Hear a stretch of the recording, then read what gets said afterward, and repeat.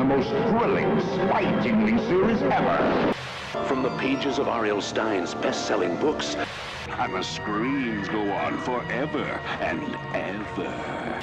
We now return to Goosebumps.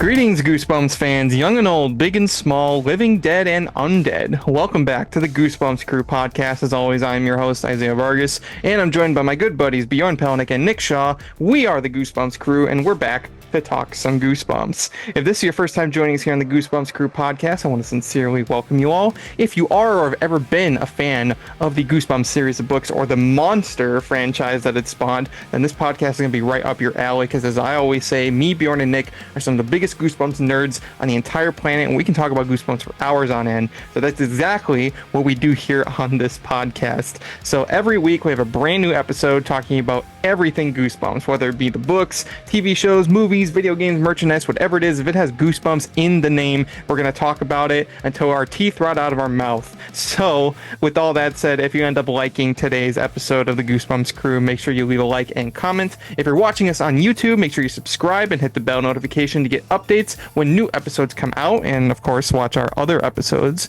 If you're wanting to get Goosebumps Crew episodes a day before they go up on YouTube, you can get the audio versions over on our audio platforms on Spotify, Apple Podcasts, Amazon Music, and iHeartRadio.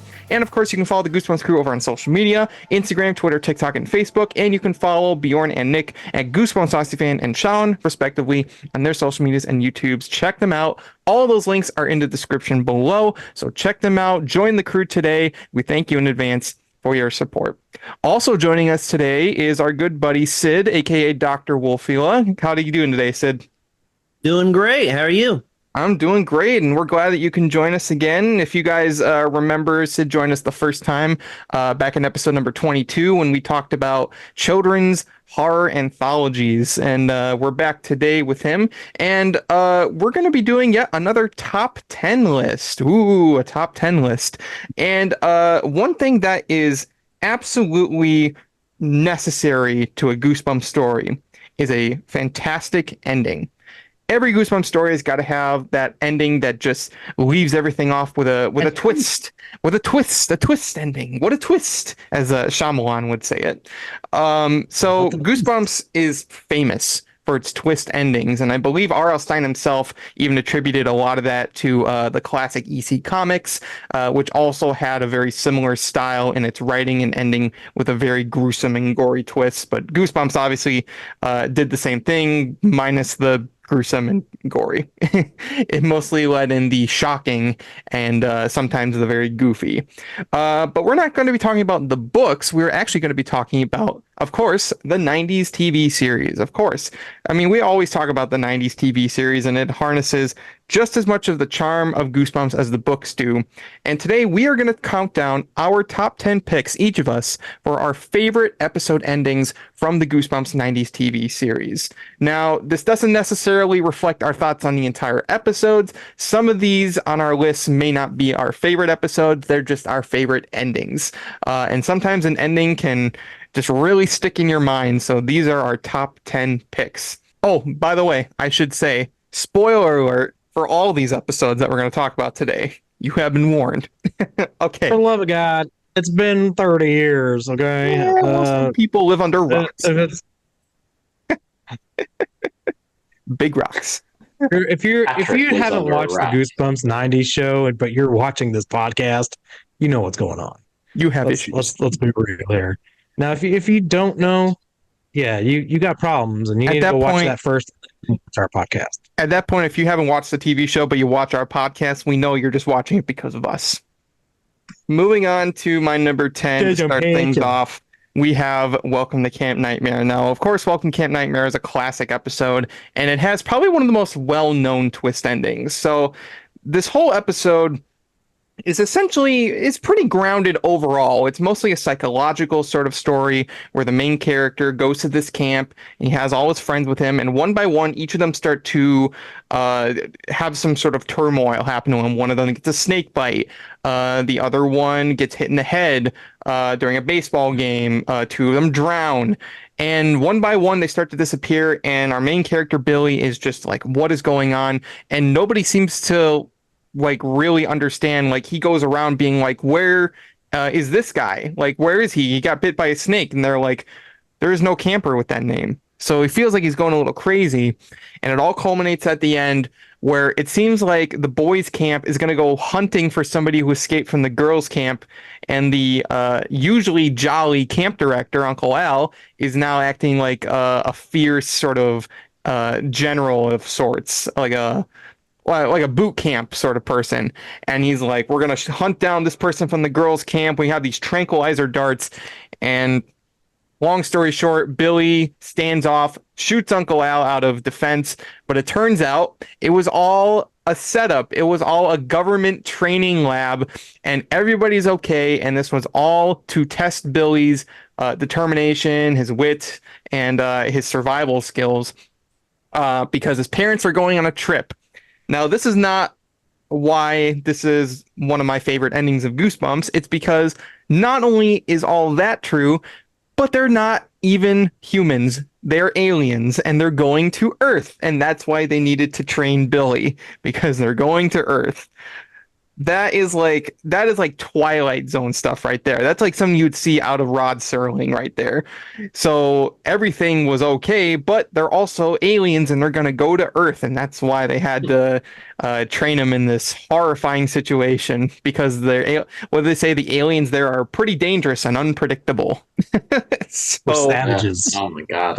They didn't say that, but that's what we are. We're savages. We're going to cough on Billy and he's just going to instantly die. That's what I think is going to happen. Facts. Yep.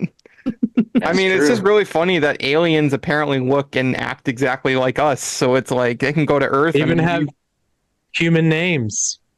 Yeah. So William exists on this planet that's apparently facing Earth. I guess so. Yeah. All right. Unless his full name is William. Billy. Yep, that's his actual full name. So that's how you know he's not from this world. So it's been a while since I read the book, but I think the book had a bit more detail as far as like kind of giving you like animal names and stuff that didn't make any sense compared to what's actually here on Earth. Right? Yeah. Right? Wasn't there? Yeah, there's foreshadow it a lot more in the book. Yeah. They like talk about like some weird society that we don't see, and it's like, wow, what are you talking about? Aren't they going to camp? Like what? Yeah. That's at least what I remember. Like, I thought this was just a summer camp. Did a few things. Yeah.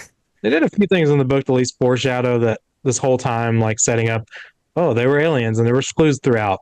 There was really nothing of that in the TV show. So they did a pretty good job just saying, oh, by the way, Billy and Al, all these normal human names, but they're not human though. They're out of this world. They're Martians. They're Martians. So, but that's why I like the episode version more, is just because it comes so out of nowhere, and like you're just like not expecting it. You think the twist is just that, everyone's okay. It was a government training lab. But nope, they just add that last part in. You're just like, what? Well, the thing is, we don't even really know what if they even are aliens. They could be like by a government, like they could be robots or something. Like we don't even know. It's so vague. Like, yeah, that's I guess it's one of those things that sticks with you. Yep, it's one of those things that Saber was a robot, so yeah. Yeah, they have all these like rational explanations for everything, and then they jump to the most irrational thing to end things off. And yeah, you're left thinking about it by the time the credits roll. So really good episode and a really good ending. It's one of my personal favorites for that very reason. So yeah, Welcome to Camp Nightmare is my number 10. Ooh. you got, Bjorn? Number 10, I am going to start with One Day at Horrorland. I like this ending. I think it's really intense because we don't know whether or not the Morris family lived or died. We don't know. But I just think it's so great. Like obviously they, get into their car. Well, obviously we knew from the beginning of the episode that something was obviously like a tracker was stuck onto their car. But we obviously didn't have any idea what it was going to do until we got to the end of the episode. And then we obviously find out after they've finally escaped and they think we're free. Rodil obviously has a little remote control and he's controlling their car. So could you imagine having a remote control car like the size of an actual four cylinder? Like that would be awesome. Straight out Batman Returns. Like I thought it was a bomb they strapped to their car or something like that, and it was just gonna fucking explode at the end. We don't know, we didn't know for so long, what was that, and then in the end it's no, I'm just going to control you like I would a remote control car. And I think that's awesome, and I don't think a lot of people would think to put that on their top 10, but I don't know, that ending always stuck with me. And then obviously when they're hanging off the edge of the cliff and they're kind of rocking back and forth, you're like, well, what's going to happen? But they do sort of the Batman thing, where it's like, will the Morris family ever escape Horrorland? Is like, tune in next time. And then the audience, the people watching it are horrors themselves. It's like, I'm sick of these scary human shows. Well, that's what I mean. They turn it off right before we get to see what happens. So, I mean, what do you guys think happened? Do you think they died? Or they lived? I completely think they died. Probably. Yeah. It's like, I would say maybe the kids could have gotten out the back, but I don't think the parents are getting out of that. That's what it makes me think of, when they're hanging off the cliff. I don't know why I think of that clip from Billy Madison where they just go off the cliff. The old Doyle's. Doyle rules. I don't know why it makes me think of that, but no, I love that ending. I think it's a pretty good little twist that in the end it was just a little remote control for their car. I think that was really clever. I like that. Yeah. So number 10. I mean, I'm going to go with One Day at Horrorland. That ending stuck with me. Understood. Nick? Mm-hmm.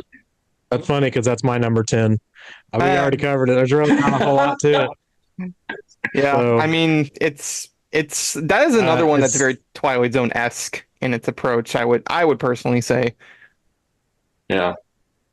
So yeah, I thought again, we've talked about it, of course, but I mean, it did have one of those really good cliffhangers, if you will. Hey. And we'll see you later, guys. On that horrible pun, we'll end the episode. Well, I'm a dad. I'm allowed to tell dad jokes. All right, it's my God-given right. Maybe you could just not. Well, I could, but I'm going to. So deal with it. So yeah, that's pretty much all I got with 1 week in Horrorland. I mean, or 1 day at Horrorland. See, 1 weekend. See what I mean? Not so subtle plug right there. Not so subtle plug. What do you got, Sid? Well, my number 10 is 1 Day in Horrorland. No, that's my number 10. Okay, my number 10 is Stay Out of the Basement. And I like this ending just because it's like the goofy thing at the very end, but it's sort of like the situation where it's like, which one's the real dad? Because in the story, their dad has some kind of secret plant experiment going on in the basement. They check it out and they find their dad, who seems like he's about to pick up a crowbar and mess him up really bad. And then another dad shows up and he's like, I'm your real dad. That's not the real dad. I'm the real dad. And they have this plant killer that they're holding up a gun. So it is one of those situations where it's which one's the real one? And of course it leads to kind of cliche moment where it's only my real dad called me princess. So the daughter kills the copy. But at the same time, it's completely ambiguous whether or not the dad who doesn't get killed, the dad who gets spared, is also a plant. And at the very end of the episode, they show the garden and it's just filled with all these puppet flowers that are I'm your real dad. No, I'm your real dad. No, I'm your real dad. It's just such a, it's really goofy in its execution, but it's one of those things where you see it as a kid and it's just like the most uncanny thing, the most like overwhelming thing to a child's mind, where you're just like, what is going on? Like, and it's also plays on that level of you can't trust your parents. Your parents could be doing some underhanded stuff. Could have a meth lab, or a plant lab. Either one. If you find it, you're dead. So I guess it also works on that scary level of the horror is in your house. It's not just out there. The horror is inside too. So that's that was my option for 10. Well, and also just like how some of the plants at first do have her dad's voice, but then some of them have like very different voices. Like one's like, yeah, oh, I'm your father. It's like, no, I'm your father. Yeah. And no, it's a really good one. I don't remember how the book ended. I think it was just one flower that just like whispered, but a whole garden of just like voices is really, really creepy. Though I think in our top scariest episodes list, I think one of us brought up the possibility of what if the ending was that the Margaret clone surfaced, because they kind of showed that earlier that there was a clone of her because she pricked her thumb on a plant. And then like as she's tying her shoe, like the clone of her, the plant clone, appears behind her and like grabs her off screen or something like that. Like maybe that one would be story. What was that? Did he sequel that story? He did not. So unfortunately, and I mean, I guess we'll never know. No, I guess not. Yeah, that was one. That was the ending I kind of thought of, but somebody else, and I can't remember who it was, had a good one too. Like she stood up after tying her shoe and like kind of wiped her nose. Yeah, bleeding. I said she has like a nose ball. He goes, "Oh, your nose is bleeding," but then she kind of does this, but then it's just like green. Like, and then like maybe she smiles a little bit, and then she's like indicates, yeah. Mm-hmm. So we thought of actually a couple better endings than what actually happened, but sadly, we'll never see that. I think I said it was similar to the ending of Let's Get Invisible, where he finds out that his brother is actually the mirror version because he throws with his opposite hand. So it's like one of those things where you're like, wait a minute, like I'm assuming that's on your list. No, it's not, but it was just something I was thinking of when we brought up that possibility. So, but I will tell you what is next on my list. My number 9 is going to be Attack of the Jack-o'-lanterns. Yet again, there's going to be a lot of endings in the Goosebumps series that have a lot of Twilight Zone-esque endings. I know we attributed it to EC Comics, but really it's more Twilight Zone. And this is definitely one of them. So again, funny enough, it deals with aliens too. So yeah, the whole episode, you have the kids being led by these two jack-o'-lantern heads, these two pumpkin heads, and they already seem like inhuman, but you're just probably thinking like, okay, they're just monsters. But then when they scare away Tabitha and Lee, they're laughing. They're like, oh, we scared them really good. And then they morph back into Shane and Shauna from before. And then Drew is all like, oh, I knew it was you. And Walker's just like, what? What? He's like, that you had that. How did that beam shoot out of your claw? I love Walker in this episode because he's just like, he's so confused. But yeah, so it turns out that Shane and Shauna are aliens, and Drew says that they used to be my next door neighbors, but then they moved away. But on top of that, so yeah, they're aliens, but they look like humans. But unlike Welcome to Camp Nightmare, it's not their true form. So they take off their masks, and they're these little worm puppet faces. So they're like, he's like, we got to get back. He's like, nice meeting you, Walker. I always forget the name of the character, but they always made me think of, was it Meep or Beaker? Beaker. Like, Beaker. Yeah. The mouth that just flapped open. Their big bulky bodies remind me of like the Goombas from the live action Super Mario Brothers movie. Exactly. Yeah. They do look like that, don't they? They look like they look like dehydrated Goombas. It's so uncanny when you see something with a giant body but the littlest, tiniest head imaginable. Wow, man. Yeah, it's like you could grab their head like in the palm of your hand and just like squeeze it.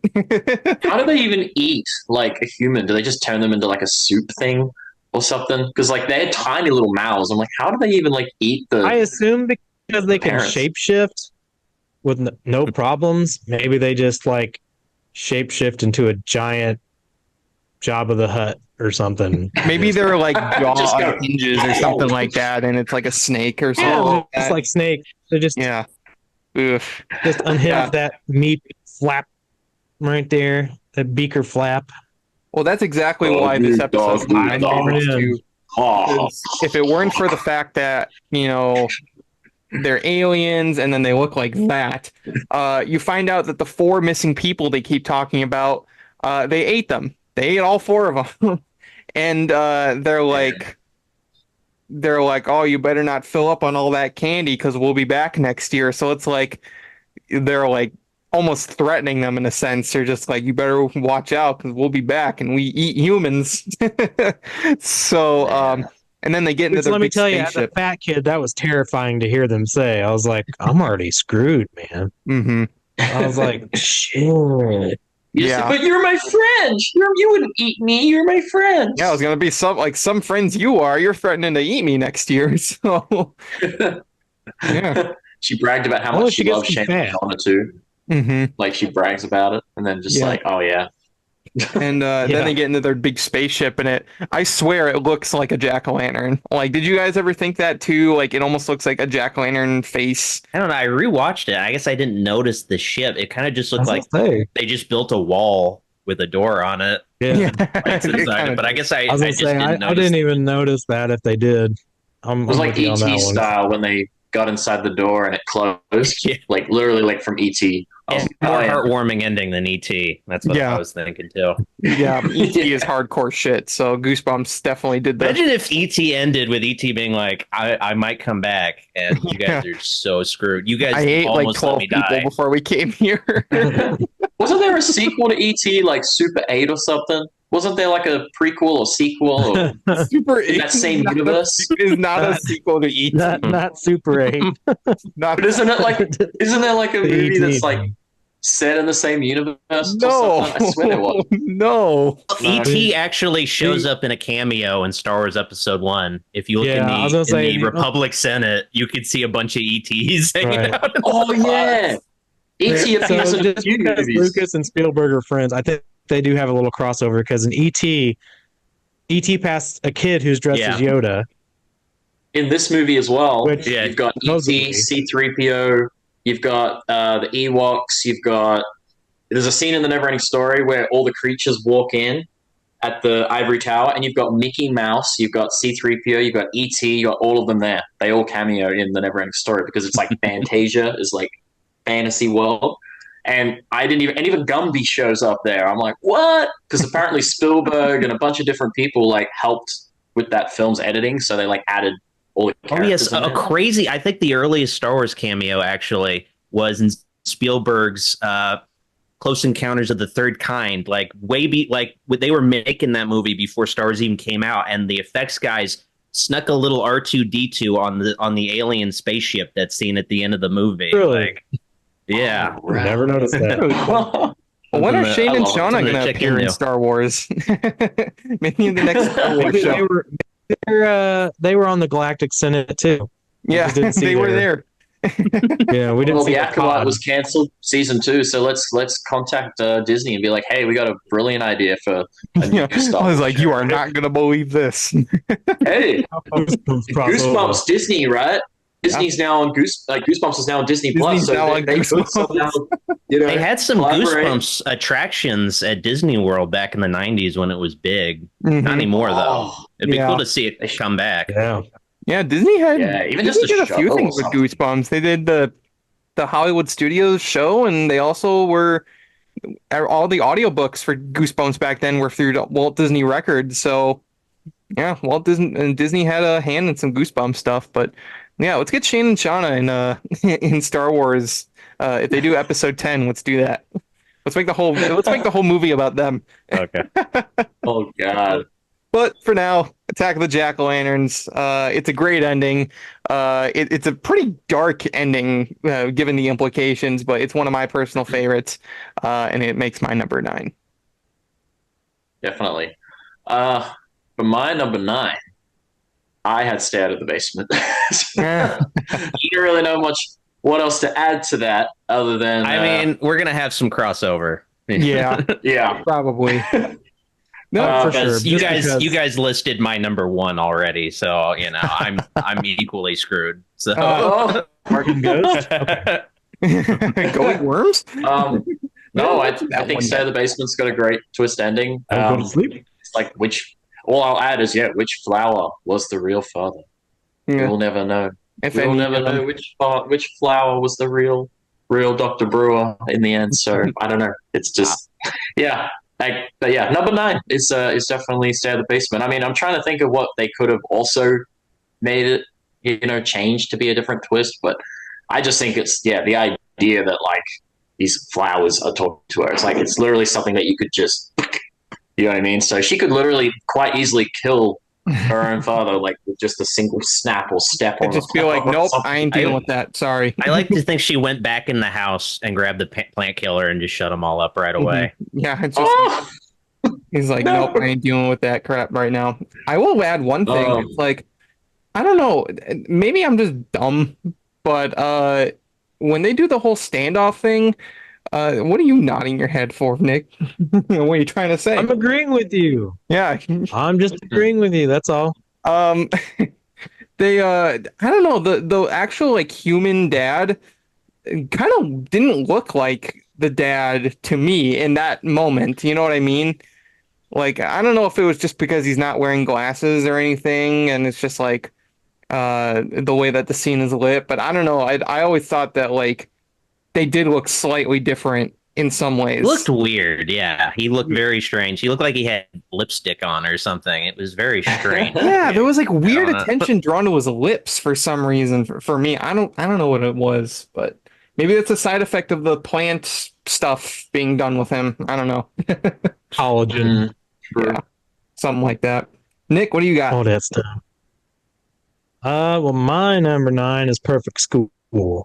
Ooh, Yeah. I actually really liked Perfect School. It's grown on me over the years. Like I said, I didn't like it as a kid because it didn't have monsters really, or anything really super exciting in my opinion. But the older I got, the more you watch it, it's pretty good.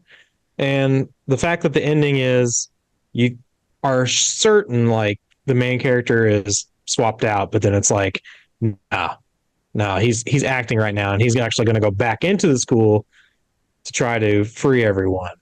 mm-hmm. And I thought it was a pretty good ending, and it would be a sequel like I would have really liked to have actually watched now, like him going back in and doing all this other stuff. So it's more of like a weird clone spy thriller in a way for Goosebumps, which is kind of weird, but still really enjoyable. It was a little bit of body horror. Going to clone, yeah, It was really well done. Going to clone you, and you actually see like the deformed, messed up versions in tubes as they're trying to get you perfect. It's pretty cool. I mean, I would like to have seen a bit more out of that, and I thought the ending was pretty well done. We would have seen a lot less of it. I mean, originally that was a 20-minute episode, according to Ron Oliver. Right. He loved it so much that they added more to it to make it a two-parter. Well, they went to the network. They went to the network and said, hey, "We love this too much. Like, we want another part for it." And they said, "Okay, but you only have." I think they only gave them like a very limited amount of time to film the second part. But by God, they did it. And I think they made that one for the adults. More, it was just going to be time. I think the adults were obviously enjoying that episode a lot more because, like you said, when you're a kid, there's no monsters or anything, so you weren't really a fan of it. Like, I love the episode now too. I think it's a great Goosebumps episode, and I think it is more edging towards teen adults like to enjoy as opposed to what a kid, because a kid might find it boring, but to us, it's like, no, this is great. Like, this is really entertaining. It was shot really well, and it was creepy, and yeah, I agree. I think it's a very good episode and good ending. I love the Perfect School. Definitely one of the most optimistic. It's almost like the anti-Goosebumps ending, because most Goosebumps endings are like scary, and it's like sort of a negative implication of what happens next. But this is like probably the only Goosebumps ending that's not only like a happy ending because the main character gets away, but it's like the most optimistic because he's hacking into their system and is like working to free everyone else. So it's like, wow, this is a very optimistic view on everything. Good for them. Good for them. Yeah. But yeah, I agree. I think that's a good pick. Sid, what do you got? My number 9 is One Day in Horrorland, which we already went through, but I do want to comment on the fact that I liked how the horror host says, "Talk about a cliffhanger" when they're on the precipice. That's funny, and I also like that one horror in the living room. He like grabs like some cockroaches out of a bowl and is like, "Ooh, that's a big one." I like that. Where it's like a messed up ending, especially for a kid, but then you have to process that these monsters are like making light of human suffering and death. Like, yeah, and it's like, okay, to them we're nothing. So it's fine. they're hanging on for dear life, and then they just turn it off and just like, oh, I'm sick of these shows. Like, and then they're like, well, maybe they're bored of it. Like, it's so great. Yeah.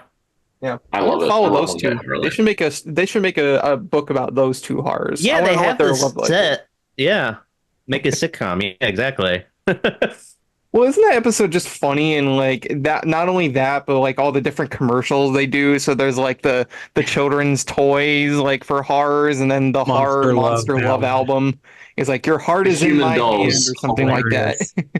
Yeah, it's weird how the whole episode goes like makes a 180 into a totally different direction from like horror theme park to a commentary on I guess like a future commentary on reality shows and just like how violent TV is and everything. Like, okay, well, absolutely. RL, you're spitting.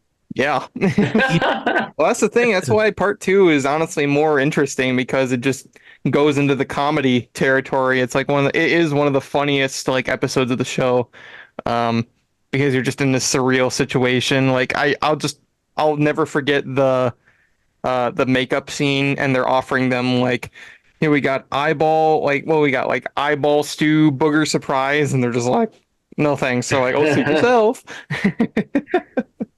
I mean, that's something that they would serve in Harry Potter Land at Universal.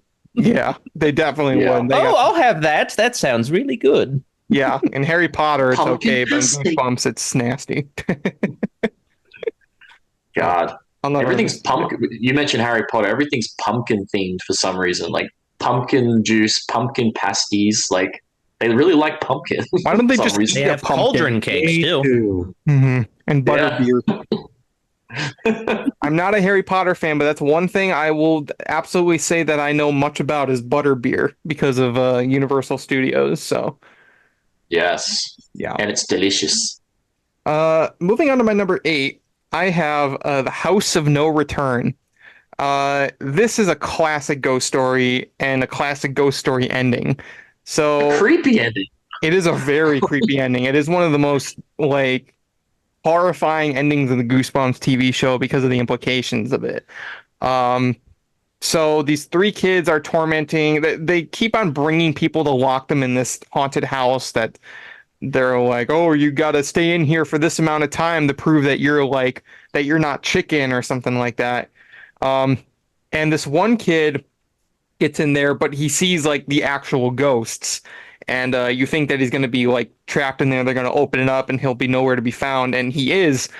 But what actually ends up happening is the 3 bullies, or the 3 kids that were like trapping him, are themselves trapped in the house. And the ghosts come down from the stairs and they like appear as they're walking down.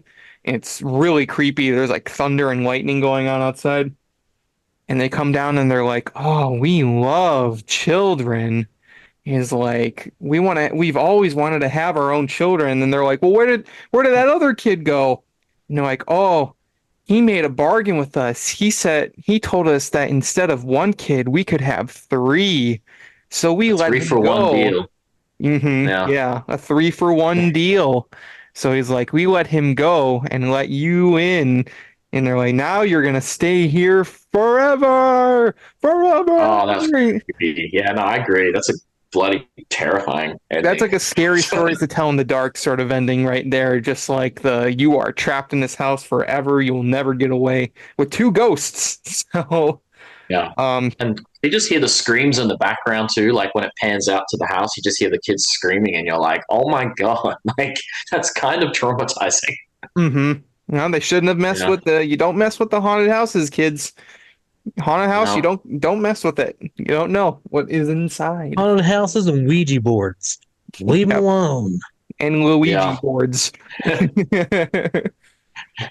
So yeah, not much to that It's kind one. of funny that like that's actually one thing I've never seen Stein put in his books. Actually, now that I think about it, is Ouija boards. That was a very popular game for kids. Oddly enough, Maybe it's a little. I mean, I know it's sold by a company, but the implications that a Ouija board has with some people, depending on what you believe and everything like that, it's I don't still, know. in fact, a very supernatural and mystical item that I'm surprised Stein has never used before.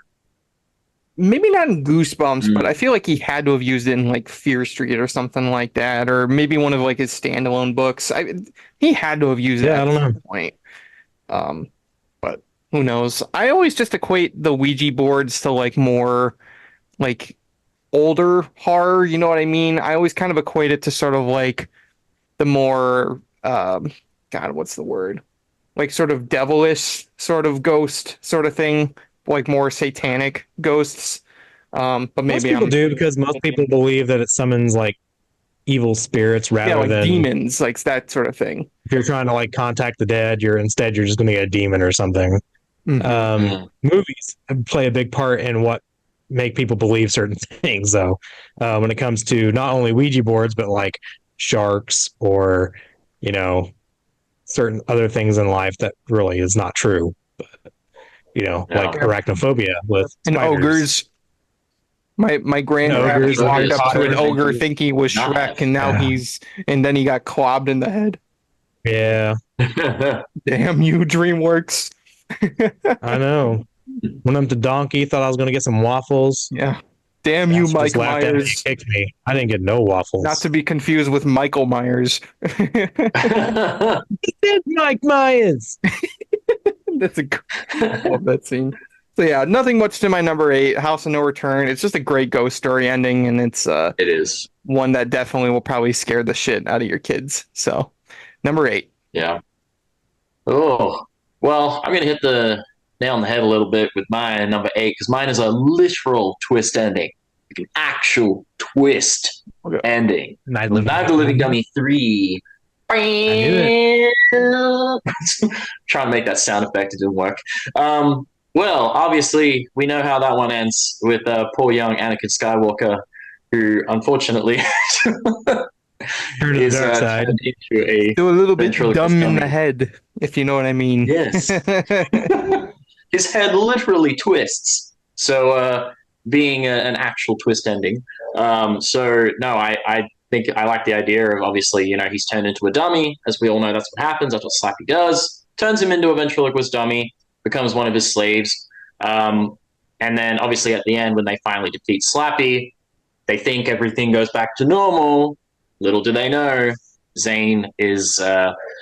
Here's the thing I want to know, though. Like, I don't know if you have a better take on this, but obviously, his head twists around, but he looks like Zane. So he still just has acquired some of those powers, Mhm. right?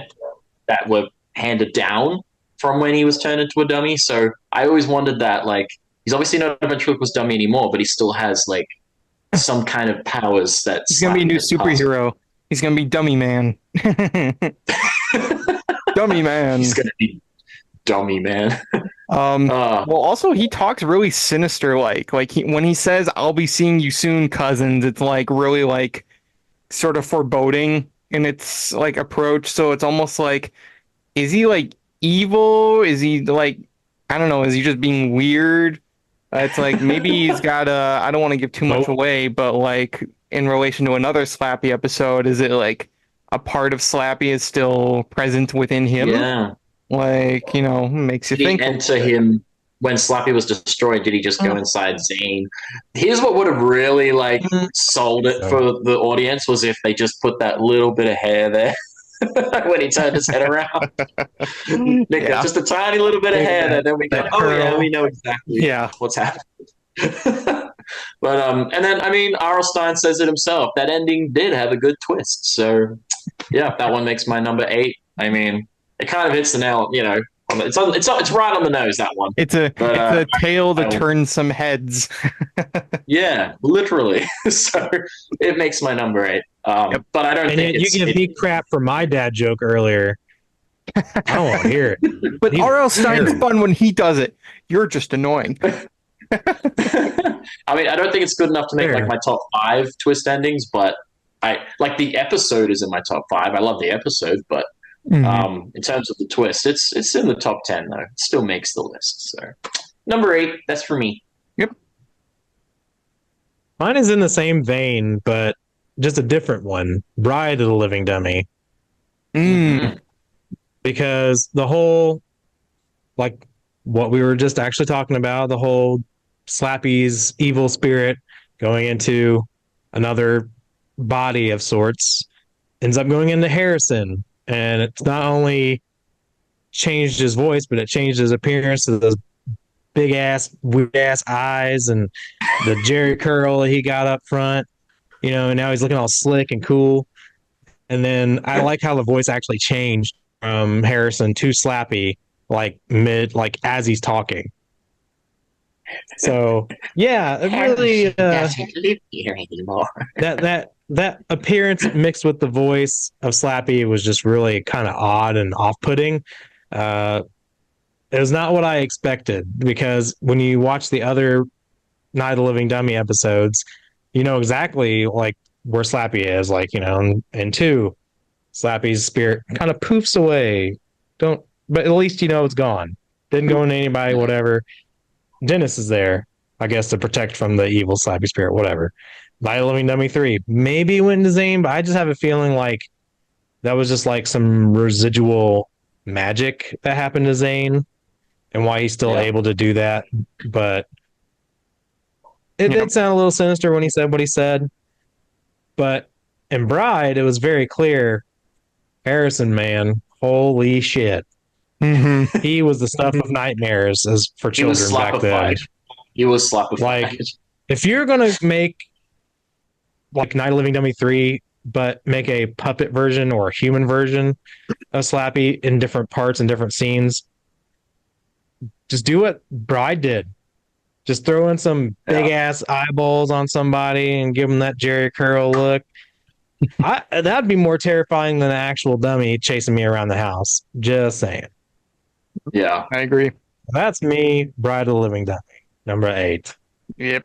All right. Well, my number 8 is Girl Who Cried Monster, which is a classic story about a girl who cries monster, of course, but also happens to see her librarian. It's the librarian, right? Okay. The librarian, he's in his office and he's like consuming all these little creatures, and she sees that he turns into this bug-eyed creature, and she's like, oh man, I gotta cry monster. So she does that, and eventually it leads to the librarian being led to her home to take her out, only to find he's in the middle of an ambush by her parents, who turn out to be monsters themselves. And the monster parents just eat the hell out of the librarian. And it's revealed that the parents are actually the whole family are monsters. I don't know if like the girl, I guess the girl knew she was a monster. She was just withholding that information. I think she just withholds that information in the book. So they're aware that they're monsters. It's just there's this monster, but she just doesn't know. Yeah, when there's other monsters, we need to make sure that we maintain our territory. So we need to take out this competing monster. So it's a pretty crazy twist where how do we get the child out of the situation sometimes? Let's just they're like a monster or some worse thing the whole time. I was like that kind of twist. And then in the actual episode, for whatever reason, her best friend shows up with like a mask on of a monster, and she's like, there's another one. Like, she's so scared, even though she saw her 2 parents just take out this guy like he was nothing.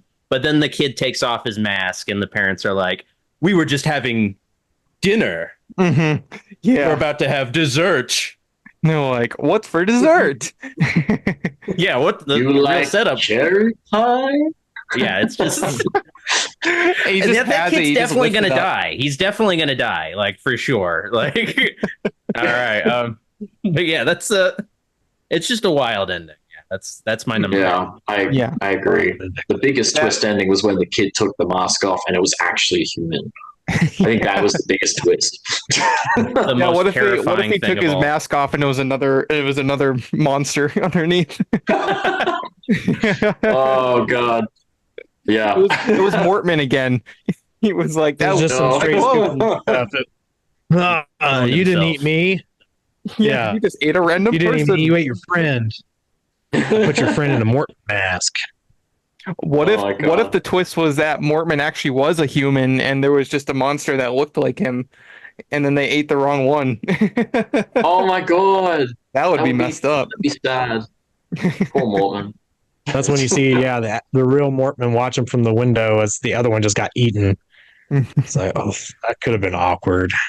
Yeah, I don't know if better him than me. I think in the book, Lucy says that like she knows she's a monster, but I think they say they're like not fully formed yet because they like have to reach a certain age.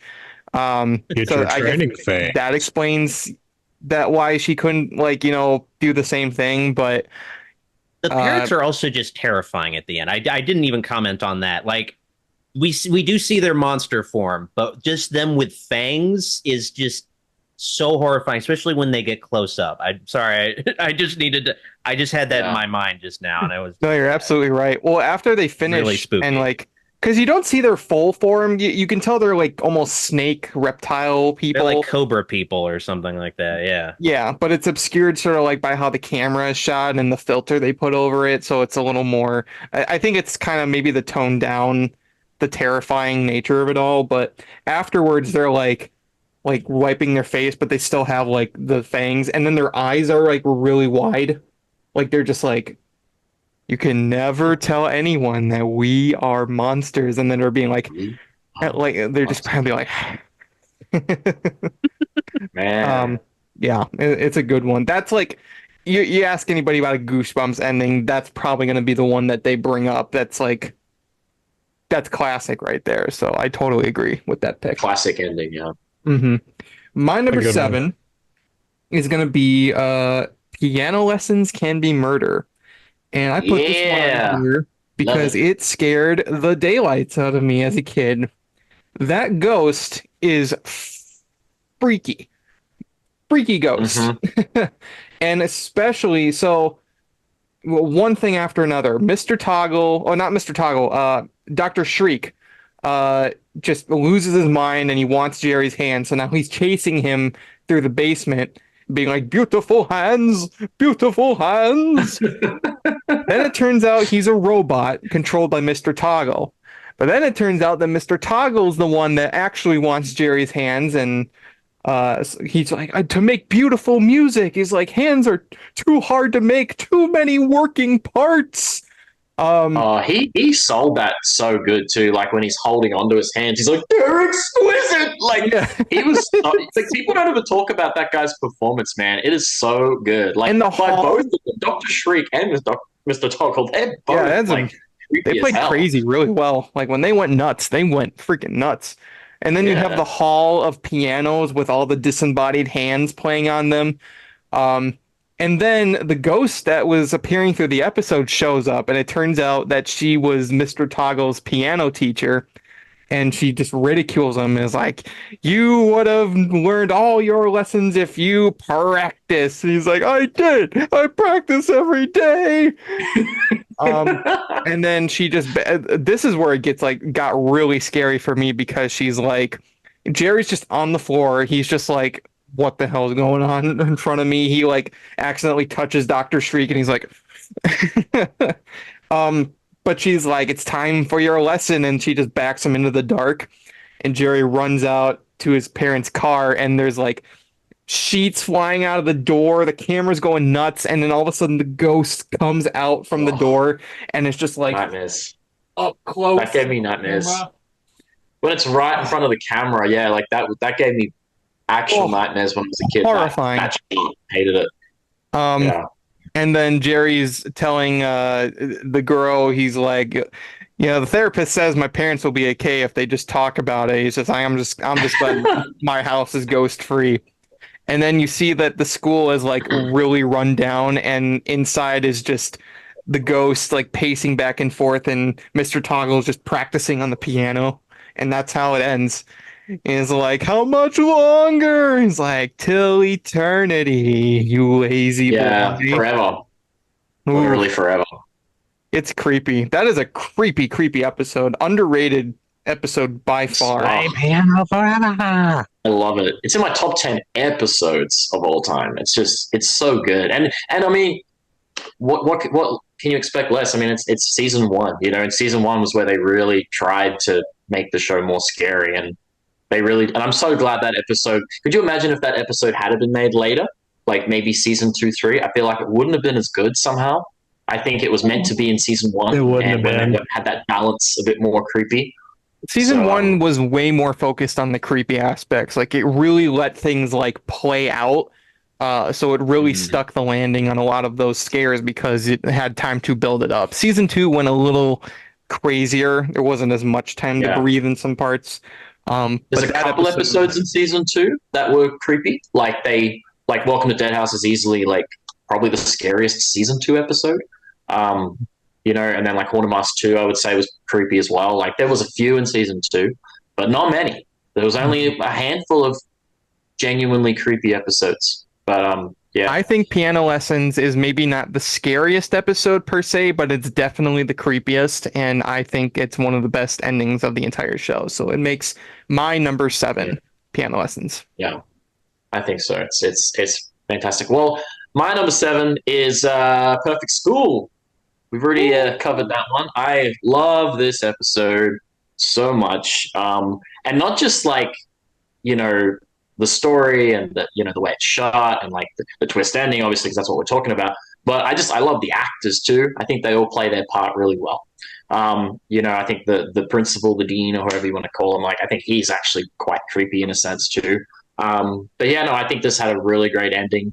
Because obviously you really do think that like, oh no, they're all locked up. Even the way he's holding onto the bars at the end, and he's just kind of looking like he's got that expression like, oh yeah, that's him. He's obviously been trapped.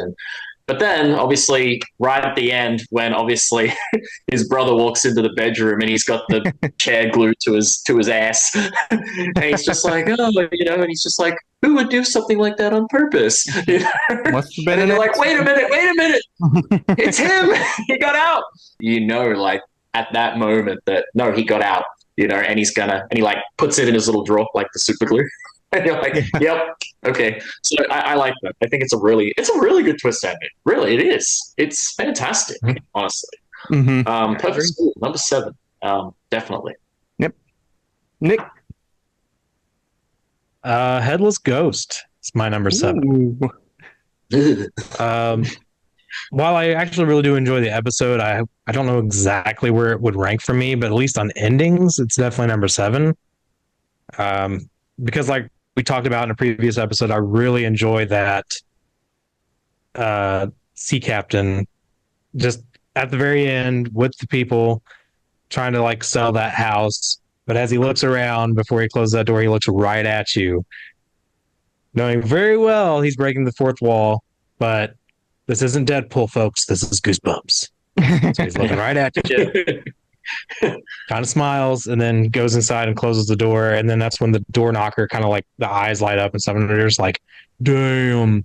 So I really enjoyed that ending for the Headless Ghost. What makes you wonder too, like how much time passed between like when Dwayne and Stephanie escaped and that ending, because it's like the house is all run down and they're talking about like, we heard they used to give tours here, so it's like how long has it been? So, like, was it always like that? Was it? Yeah, they don't really say, do they? Yeah, I don't know. No, I never really thought about it. Yeah, you got to imagine at least 10 plus years at that point, I would think. But it's hard to say without actually going through. And I don't know if the book ever said like anything Got to leave about something to the that. imagination. Almost. It's been so long since I've read the book. But yeah. That's a good question, but still, regardless, I mean, even if it was only like 5 years, because maybe that incident that night with them caused the museum to close. I'm not really sure what would cause it to close because, I mean, they escaped. Unless they were just spreading all that information out there for people. Don't go here. It's haunted. They'll kill you. But then again, if you do that, then the Goosebumps world, nobody listens to kids anyway. So, people are going to go regardless. Well, I've always said that. I even said it in our top 5 scariest episodes because that made my list. I believe that was number 4 for me. That ending chase is terrifying. It's super, super tense. And you got the sea captain chasing him and just screaming and screaming and screaming. And then, they just run and you can still hear him screaming from inside. It's terrifying ending. So, I agree with your pick. Definitely. Sid, what do you got for number 7? All right. My number 7 for favorite episode endings is Phantom of the Auditorium. Just because I like the fact that it seems like it's just a straightforward Nancy Drew, Hardy Boys, Scooby-Doo mystery where it's just a bunch of teen sleuths just sort of investigating their school after hours. And they just find, like there's just essentially the plot is there's just a knockoff of the Phantom of the Opera haunting their auditorium and like causing havoc. And then they like find a meth lab at the end being run by like a homeless guy who was just living in the school, and they are just arrest him. He had like a very in the book he wasn't wearing a costume, but in the episode they have him like dress up in this like really, really crackhead sort of looking Phantom of the Opera costume. That was not the costume we see earlier, but we're content with this ending of, it was just this homeless guy who was living in the basement. All right. Old man Walter White. He just wanted to scare off the kids. But then, it was Walter White. But then they go on with the show that they were running, and then like Jesse comes for revenge. But no, they go on with the show that they were running, and it turns out like the new kid that came into town was actually a ghost the whole time and died during a showing of, they don't call it the Phantom of the Opera, they just call it the Phantom, but it's very obviously the Phantom of the Opera. I guess because R.L. Stine was afraid of getting sued for a public domain story, but they just call it the Phantom. But and then they just go through this like this photo album, like a yearbook from like 100 years ago, and it says, "Wait, he was at this school the whole time. He was lying about being a new kid." Hate that guy. But yeah, that was it's just a solid ending. And he died. Scooby-Doo ending to a Goosebumps ending. So he died by falling down that shaft, which is like that's not a short way down. So that's like really gruesome. The effects are very, very 90s, very 90s as he falls to hell. It's also implied he goes to hell. Like this little ghost boy doesn't get to go to heaven. It's not a Casper ending where it's like the mom comes down from heaven. No, this kid goes straight to hell. So, yeah, it's actually quite the bleak haunting in a way. It was definitely tweaked in the stage adaptation, the musical version, because the Phantom is a very much more sympathetic character, and it is exactly that ending. It's sort of the Casper-esque. Now I'm gonna go to heaven. All I wanted to do was perform, so now I'm gonna cross over now. And this one, he's like, no, he just went right to hell. He was evil the whole time. Goosebumps was just a gateway for kids' horror to hell. Remember? I see those images all the time where it's like this gateway to hell. Should have done it like Drag Me to Hell at the end. But instead of the girl, it's the Phantom. That's so freaky, that ending, man. Justin Long's face when she gets dragged down. Every movie Justin Long is in, I swear, he just suffers. Yeah. He's good in horror, man. He is good in horror movies, Justin Long. He like either comedy or horror. That guy just is one of those two, And also Goosebumps. He can do horror comedies. Yeah. You can do a horror comedy. Something about Justin Long. I don't know. Horror or comedy, yeah. I mean, he was in, obviously, one of the Die Hards, which was one of the good ones, too. Die Hard 4, I think it was. Live Free and Die Hard, I think. I'd say it's the top fourth one. It's the top fourth one. Yeah, it was good though. Die Hard 4 was good. Die Yeah. Hard. What about Live Soft? Live soft. Down to the Auditorium. Well, Yeah, that's what happens to you in old age, Isaiah. You'll learn. you'll live soft. Oh no! Oh, you're funny. You with the jokes. Yeah, that's when you have to incorporate the Matrix and get a blue pill. Oh, we're just full of laughs today, aren't we? Yeah. Yeah. Well, moving on to my number 6 is actually going to be Don't Wake Mummy. Ooh. Now, this episode is creepy in a lot of places, but this ending is both creepy and just hilarious to me. They set up earlier that the mummy in his case also has his cat in there, but it's just kind of like a brushed aside thing. I think the only thing that comes from it at that time is just like, you think they put his pet in here so he wouldn't get lonely? And it's never brought up again until the end when he opens up the door because he hears a cat meowing, and there's the mummy cat with its glowing green eyes just sitting there, and it just attacks, and that's how the episode ends. So, I mean, there's not really much to that ending. I will also mention the very gruesome way they kill this mummy, because they're talking about the heart in the jar. The jar has his heart, and then it gets thrown into the sink where the garbage disposal is, and that's how they kill the mummy. They grind his heart in the garbage disposal. The dust. And then, and then the mummy just turns to dust. So, I mean, I always was like, because it's beating too. It's like, that's kind of gory for a kid's show to like actually show that's right. a beating the heart's heart, actually beating. even if it's like, an undead mummy heart. It's still like an organ that they grind into little pieces. So that's a really great good episode. Creepy. Again, another underrated one personally for me. I think Don't Wake Mummy is an underrated episode, but It's I better really than love Return of the Mummy, which is crazy.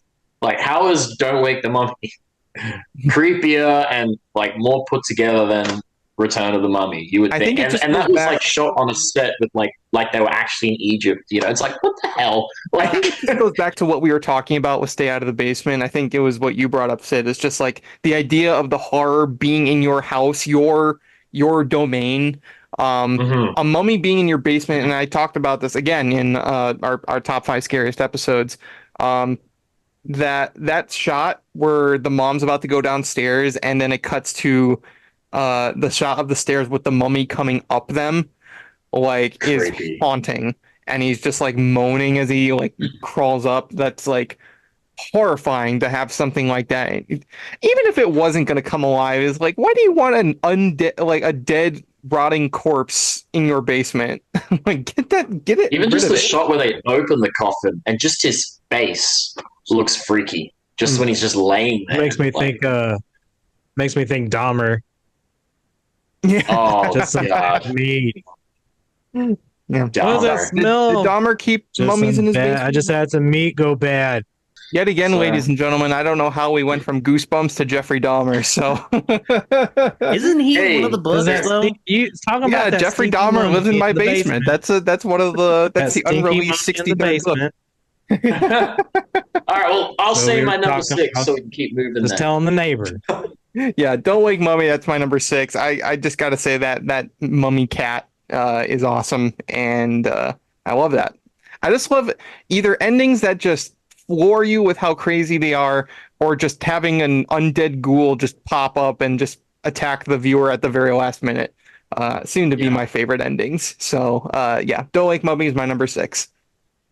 Number 6 is one we've already said, The House of No Return. This ending, like we've said, it's terrifying. Imagine being in that situation, because that's how I try to picture it. Like when I watch Goosebumps episodes, I try to put myself in the shoes of that kid or whoever, and that situation I don't like at all.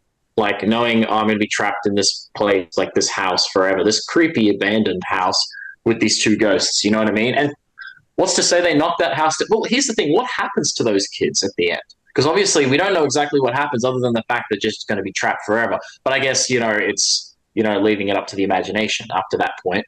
But I just think it's such a disturbing, creepy idea, you know, like that you're going to be trapped in this place for all eternity, no matter what. You know, you just can't escape. And I think I don't know. that No being in that bills, situation. no jab. Yeah. Yeah. Get to play all day. Yeah. Just play all day inside. No school. No parents. Party all night. Just these ghost parents. That's right. They might be cool ghost parents. ghost They might lay out buffets for them. And The Goosebumps Crew does not condone going off to live with Are they ghosts. going to whoop you? Are they going to go get the ghost paddle and whoop you? I don't think so. Kids, do not leave your parents to go live with ghosts. I think it's a really good ending. I think it's very creepy. It's a very creepy twist in the Goosebumps world. So that makes my number 6. I know we've covered it, but yeah, slots in there. Nick? Well, my number 6, we've covered 2, which was Welcome to Camp Nightmare. So I'll keep it short on that one. We all know what happens. We all talked about it. This ain't the first time either. But, you know, I do love me some good twist endings, and the fact that they're not human, pretty good ending. Mm-hmm. It is a good ending. I agree. They point to Earth, literally. You can see it in the background. They're like, Yeah, see you what's can see there. it. They're just like a place Which, if called you're that Earth, close and you're on a habitable planet like that, like, how did humans not know? You know what I mean? Like, yeah, unless they just have close. like the most bitchin' telescope on their whole planet to see Earth from so far away. Like, Yeah. I just don't understand. Like, Maybe it's like a dwarf planet where are they or from? something. they from the moon, the Mars. Where they at? Where are they at? God damn. Just don't get it. But that was my number 6.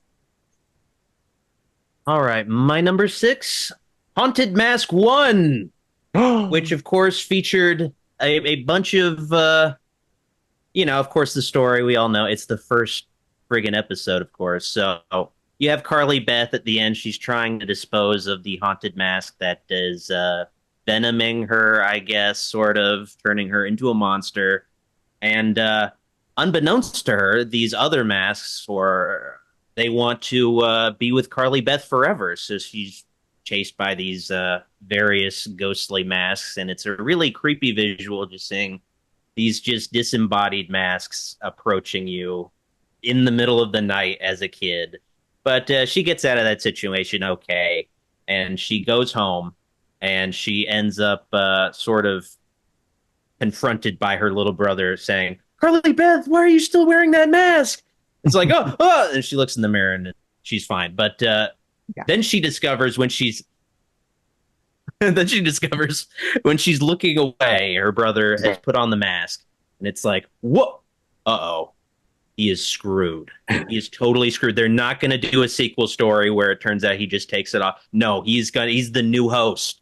But then they just took it back. But still, a cool ending where you're like, oh man, it's continuing. But then it kind of does, but it kind of doesn't. But it looked like it had actually stuck to his face too at the end of the episode, because you know how like when she puts in that first time, you can still see her eyes and everything. But like when it goes onto Noah, like on his face, like you can see it looks like it's actually like taken a hold of him. Like the eyes have changed, it's sucked in his face, and you're like, hang on a minute though, this is only one time. Like he's only put it on once. Right. Like unless he snuck it on previously, you know, when she far weaker, far more vulnerable to the mask. Right. Or maybe it's just already younger pure evil. Well, not at the same time. I mean, she just took it off within that hour. Maybe it still had a lot of, for lack of a better term here, juice. Mask to, juice. Some Brain mask juice. Brain juice. To possess its host a little quicker. Who knows? Not really sure. There's not enough about the unloved ones that's known, unfortunately. Should have wore that duck costume. That was the moral of the story they ended on. That should have been the sequel, is that the duck costume latches onto her and it turns her into a duck. He should have went with that. Yep. Missed That's how opportunity. the ending to the first one should have been. It should have been that duck mask floating up in the air. And the man like, you bitch. And then flew right at her. Yeah, and you bitch. ended the whole episode. You bitch. Man. Well, yeah, and they whole brought it time up in it the was just second that. one. They were just like, yeah, that ending's so creepy. In fact, as we've mentioned before, and Catherine Long confirmed, they were originally supposed to have a scene after that where Carly Beth just screams and screams and screams, and that was going to be the end of the episode. But the network thought it was going to be too scary, so they cut it. But she told us they did shoot it. She did scream like her friggin' head off. Something I didn't mention is they in the primetime cut of the episode, they cut to R.L. Stine hosting it, and he's just like dead, just like, see, that wasn't so scary, was it, kids? Look at my parents. I think it was the one with the parents, and Yeah. their like hair is all Mom, freaked out. Dad, what'd you think? And then they got this Beetlejuice look. I love R.L. Stein's appearances they on the liked it. show for the host segments because he's just so flat. Like even when he's like supposed to be scared in some of the segments, he's like, "Oh, what's going on?" Like he just cannot act. Specifically, He can't act his way out of the paper bag. But I was gonna bring up Terror Tower, just like, yeah, hey, it's funny how do you because get out of actually here? Catherine once said something that was really like spot on, and I never thought about it until she said it. And because she had met Stein when she did the episode, of course, but and after she met, she's like, he's kind of like a creepy Mr. Rogers, and I 1000% agree. Like, because Mr. Rogers kind of had that flat monotone kind of voice too. It was just a bit more like warm and inviting. Where like Stein's is a bit more on the creepy side of it. Yeah. So like he can't act to save his life, but it's just like that's who he is every day. Like hello neighbor, I'm crazy. R.L. Stine. Yeah, right, exactly. Oh man, God. I love that. Top 5 now. This is where we're getting into like the real hardcore stuff now. The real good ones. you Top think so, 5. but then you'll find out what my number 5 is, and you'll be like, okay, that's not. Yeah, I might have to add to that because my number 5 is going to be Deep Trouble. Really? Oh, I really? cannot explain why I love this so much. But number one, I just love Ritter getting literally getting a taste of his own medicine. So they obviously they tell all the fish people that, hey, it's not, Dr. Deep's fault that you're all mutated like this. It's Ritter's fault. And they're kind of won over pretty quickly. They're just like, they kind of huddle together and they're just like, all right, let's go get Ritter. But I just love that Ritter's packing up and he sees like the slime and he's just like, no, you're not going to get me. You're not going to get me. And he tries to run away and then they catch up with him at the boat and they're like, hello, Dr. Ritter, going somewhere? And then it just pans to all like the fish people. Like I really like those designs, but this episode ends. So it's a good ending. It is a good ending. But it leads to a great ending shot where apparently Ritter is now in a freak show as the fish man. Is like that woman being like, see the fish man, half fish.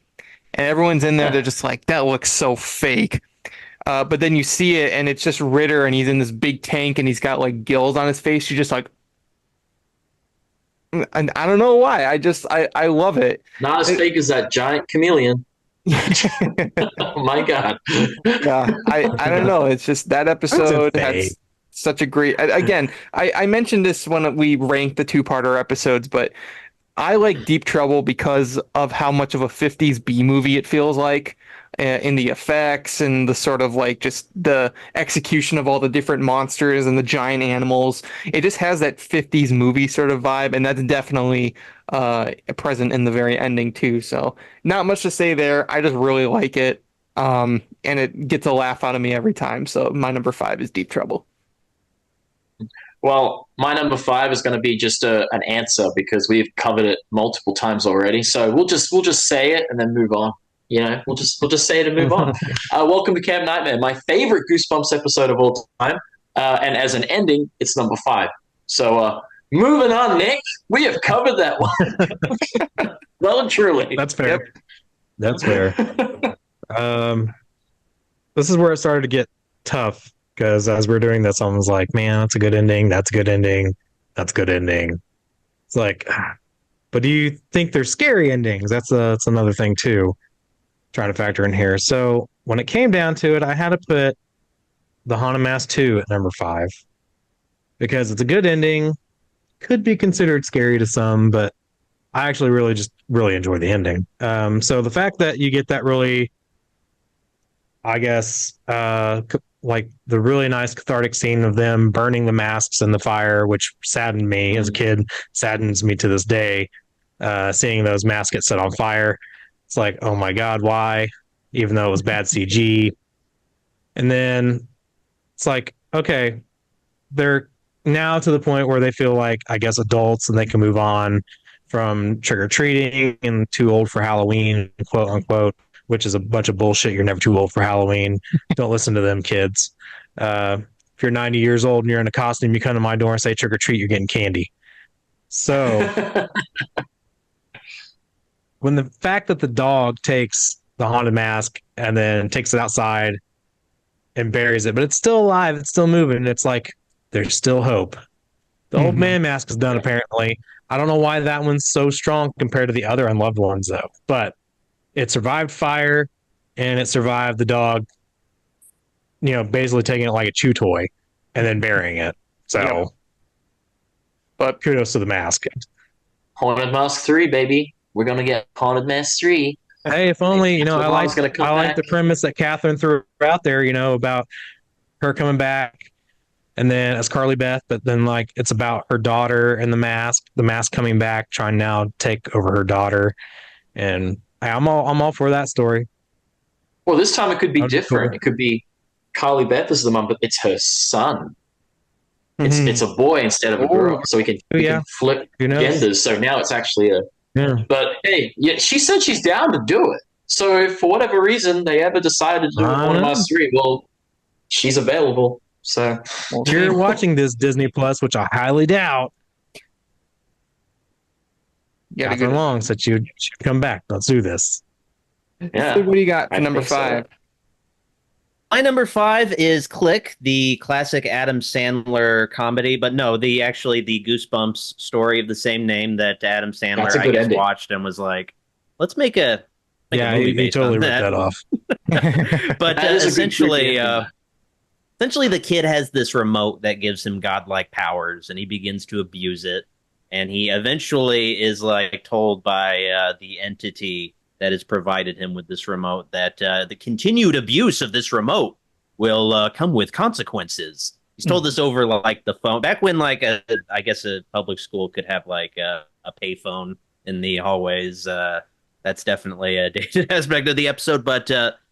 He eventually gets confronted by his friend, and it looks like shit's about to get real, where the main character is gonna I guess maybe Columbine his friend at school with this remote that has powers, and he can't do it. It's out of juice, and he ends up trapped in this dark realm, pulled by this the salesman of the remote that you're basically screwed, kid.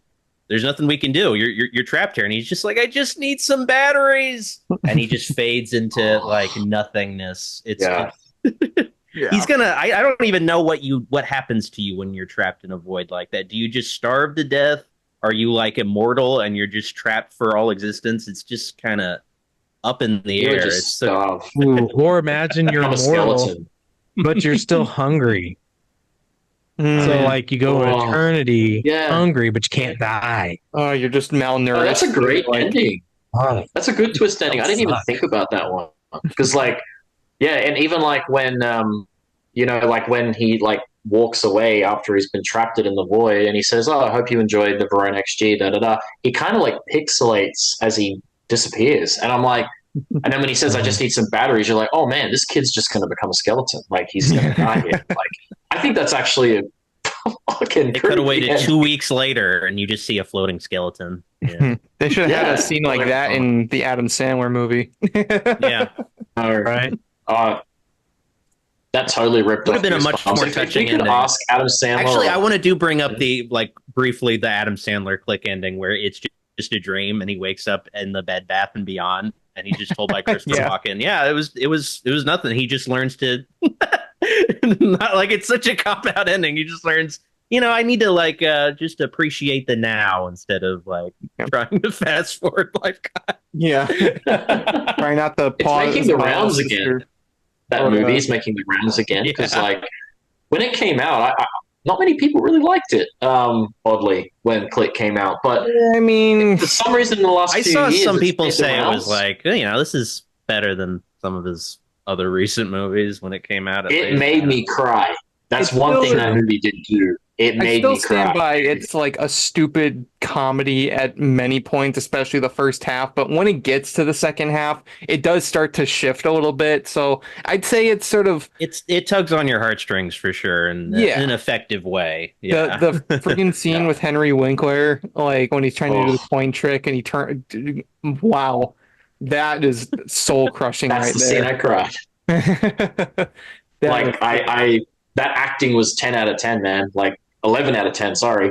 And there's a lot of reaction videos online now. Like I said, because it's making the rounds, and people seem to say like this movie's a lot sadder than I remember. Like, and it really is. Yeah. See, if it was a less subtle Adam Sandler movie, you'd just be like, "Fuck off, Dad." Yeah, it could have been like if it didn't have all that goofy comedy stuff at the beginning, it could have been a really solid like film. You know what I mean? Like it could have been. I feel like maybe there's a different cut. Maybe there's a Schneider cut out there. Schneider cut of the Click. Yeah, it's 4 hours in black and white. And Doomsday shows up, or what is it? Darkseid shows up at the end.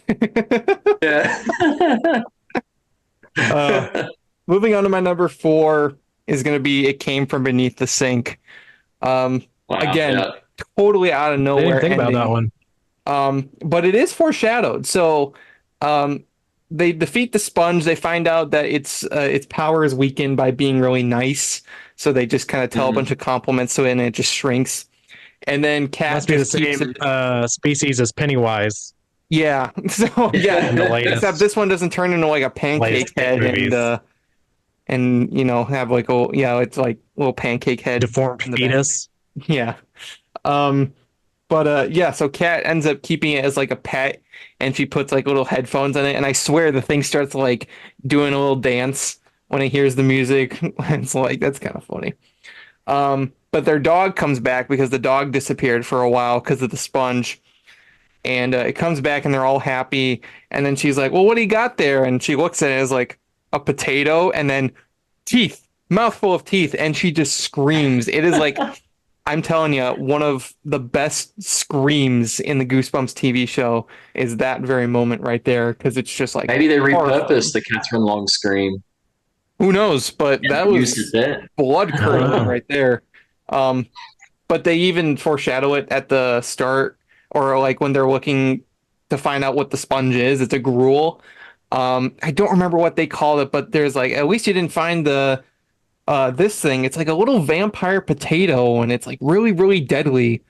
And then they're just like, who cares? But then it shows up at the end, so it's like really good foreshadowing. But there's not much to it. I really like it when these episodes the killer potatoes with that's the sequel. That's the sequel. I just really like potatoes when when these episodes end with just an inexplicable monster showing up and just scream, and that's the end of the episode right there. So It Came From Beneath the Sink is my number 4. Number 4. Okay. My number 4 is another slappy episode. And Nick's already covered this one, Bride of the Living Dummy. Because not only is it a good twist ending, but it's a creepy twist ending.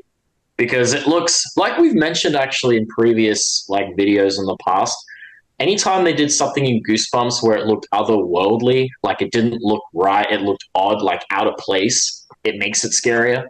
And there's a lot of that, especially in a lot of 90s, early 2000s kids shows. They did that a lot. I don't know if you guys remember, but there was an episode of Pingu. Do you remember Pingu the penguin?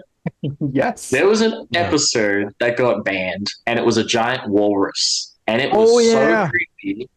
Oh my God. It was it was nightmare fuel. The way it would like come up from like the bottom of the camera like this, it would go, and it was just like the weirdest thing ever.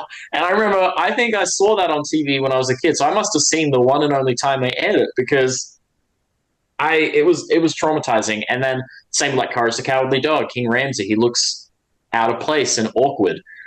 That's the word I'm looking for. The same with Harrison. The way the eyes were kind of put on, it just looked really weird and out of place, and it added to that creepiness. And yeah, and then the voice changing. Yeah, I think it was a good twist, because like obviously in every other Slappy episode, he always, he like you said, he just poofs, disappears, the spirit, the green mist thing.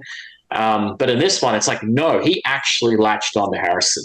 Do you know what I mean? Because you can hear like, which is the first time that you saw Slappy possess a person rather than, another dummy or whatever, just disappeared. He actually possessed a person.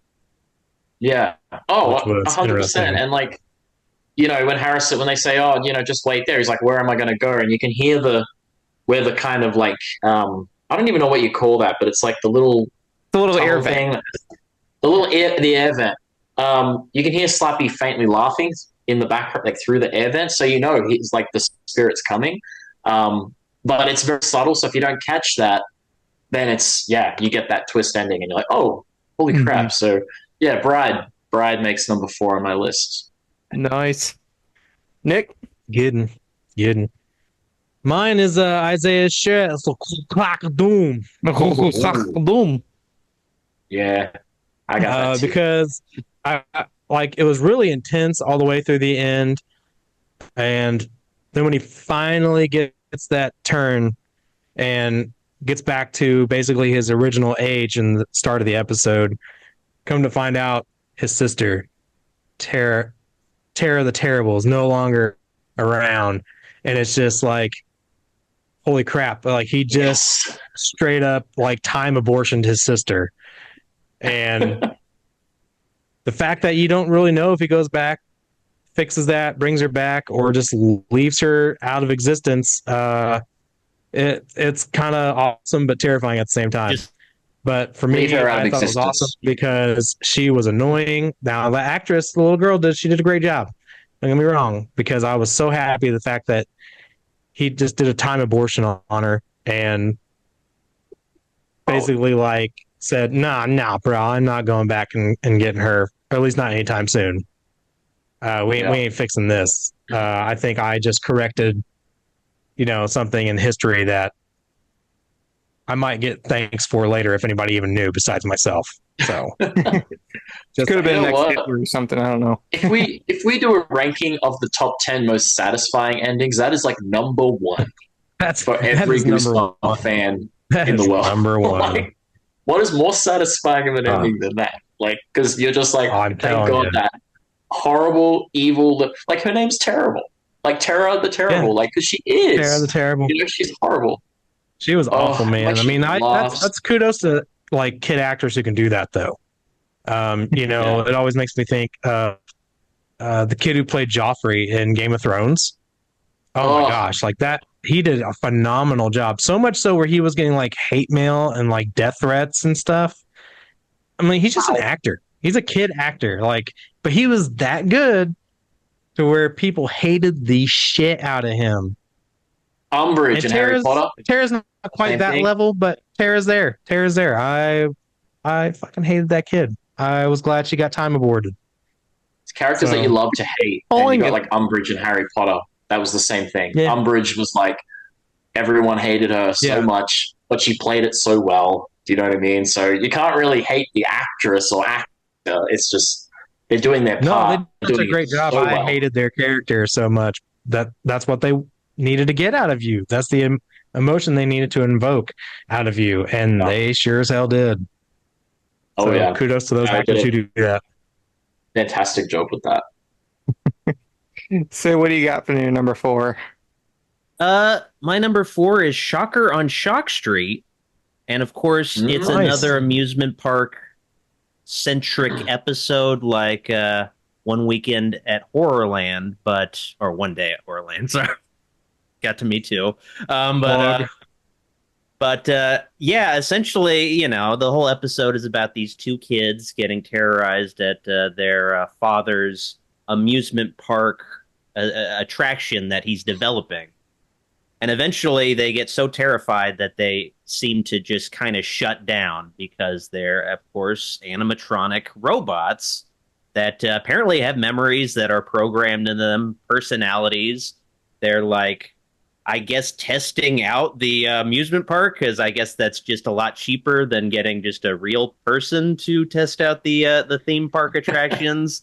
And it just ends with like the quote unquote dad, the creator of them, just being like, I wonder like I guess I should have realized they were malfunctioning because I did not program a mother into their minds. So they like manufactured a mother on their own somehow. It's like the most nightmarish ending. Like you could be a robot with just just false memories too. And then at the end, like he's like replacing them with new models, but the original models show up to, I guess, beat the shit out of him or something. Mm-hmm. They cut to black after that, but they're definitely gonna kick his ass, I guess. Yeah. You know, no, they woke up and they're like, "Hey, motherfucker." Yeah. What do you think you're doing? Everyone wants to live, even robots. Yeah, it's creepy. No, that's a great one. It's not even in the book. The book just ends with them just being like, "Oh, let's take them back." But the episode added that sort of and like the episode, like they just pick up the kid actors, and you can tell they're still moving around. Yeah. Like, well, then you got Marty, like the new Marty on the table, and he's like tinkering with him, and he's just being like. Like that. It's really funny how they make it seem like robots. No, I love that. Even robots. Yeah. Another Twilight Zone-esque ending right there, I would say. Everything wants to live. Even robots. It was time now. Top three now. Into our top three. My bronze medal for best Goosebumps ending is going to go to My Best Friend is Invisible. Oh, man. This is holy crap. I'm shitting bricks territory. This is the creepiest effect in the entire Goosebumps TV series. The whole thing, so you think the whole time that Brent is a ghost, but it turns out his parents finally see that, like, oh, shit, he does, like, there is an invisible person running around. And they trapped him in Sam's room, and they reveal him, and he becomes visible again. And it's just a little kid, and he's like he's already like ducked in the corner, like frightened. And it turns out that everybody else besides Brent is an alien, and they took over the Earth in indeterminate amount of time ago. And they're like, well, I thought all the humans were dealt with, or like they were transported. And they're like, that's right. We transported them to another planet or something like that. And he's like, well, yeah, my parents left me here, but they made me invisible so nobody could see me. And then they're like, well, don't fret. Like, we're not going to hurt you. And he's like, no, stay back. And then these motherfuckers, these intergalactic motherfuckers, they turn around. And the backs of their heads have eyes and a mouth. And it's the most terrifying effect in the entire TV series. And they're just like, we wanted to help you, Brent. We wanted to save you from the others. Like, we won't hurt you. We promise. And then they just close in on him. You see the shadows on the wall and then just laughing. And that is the end. It is haunting. It does look like Annoying Orange, but on the back of a guy's head. But that is scary. That is still scary. Maybe that's why I found Annoying Orange scary. Because I thought of this Annoying Orange. Well, as I've said before, there's something about putting eyes and a mouth on something that isn't a human face. Like, you know, like realistic, like eyes and mouth. Something that isn't like on an actual human face, putting it on something else that's just creepy. But the fact that weird. Like you just turn around and there's another face on the back of your head. Ugh, terrifying, haunting. Something very odd about it. That is an ending where I would not be surprised in the least if that gave kids nightmares. So it cracks my top 3 as my bronze medal choice. My best friend is invisible. Bronze medal. Ooh, bronze medal. Bronze medal goes to Terror the Terrible. Mine is also the Cuckoo Clock of Doom for the bronze medal. But it's a good twist ending, but like I already said before, it is such a satisfying ending where I'm just like I'm doing Bender from the Breakfast Club at the end, you know. Yes! Like, you know what I mean? I'm just so happy, you know. And when he's like, oh, I might go back for it. Although the song that plays in that scene doesn't really fit with that moment from Cuckoo Clock. Because isn't that song "Don't You Forget About Me"? Oh, don't you? No, it's just the fist bump of like, yes, like she is gone. I know, but I'm just saying the irony of the song with that moment that you're talking about is "Don't you forget about me." Don't you forget about me. But everyone forgot but him. Do forget about me. Yeah. Oh, I see what you mean. Yeah, no, the song doesn't work. No, but. All I can say is when he does think about going back for Terror, I'm just like, dude, bro, no, just leave it. You know, your parents might decide to have another kid, but like, just leave it. Okay, you don't want that in your life anymore. Like, literally, what she did to him at his birthday party, dude. Like, I'm sorry, but if like one of my siblings had done that to me, dude, I wouldn't have just like got up and been like, oh, she did that. What if they added a twist where they revealed that there's an even more annoying little sibling now that has replaced her? Oh, man. Then he has to go back in time and get Tara to fight the new one.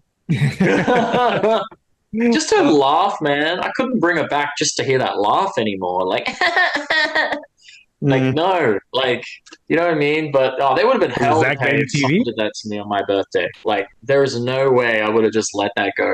So, if anything, like, I kind of look at him as, like, he's a little bit of, like, he holds back too much, you know? Like, he should have been, like, more, like... I mean, he did get pissy at her at the beginning. Hold back. You know, he holds back a lot. I mean, Nick, what would you have done? Like... Afraid of reprisal.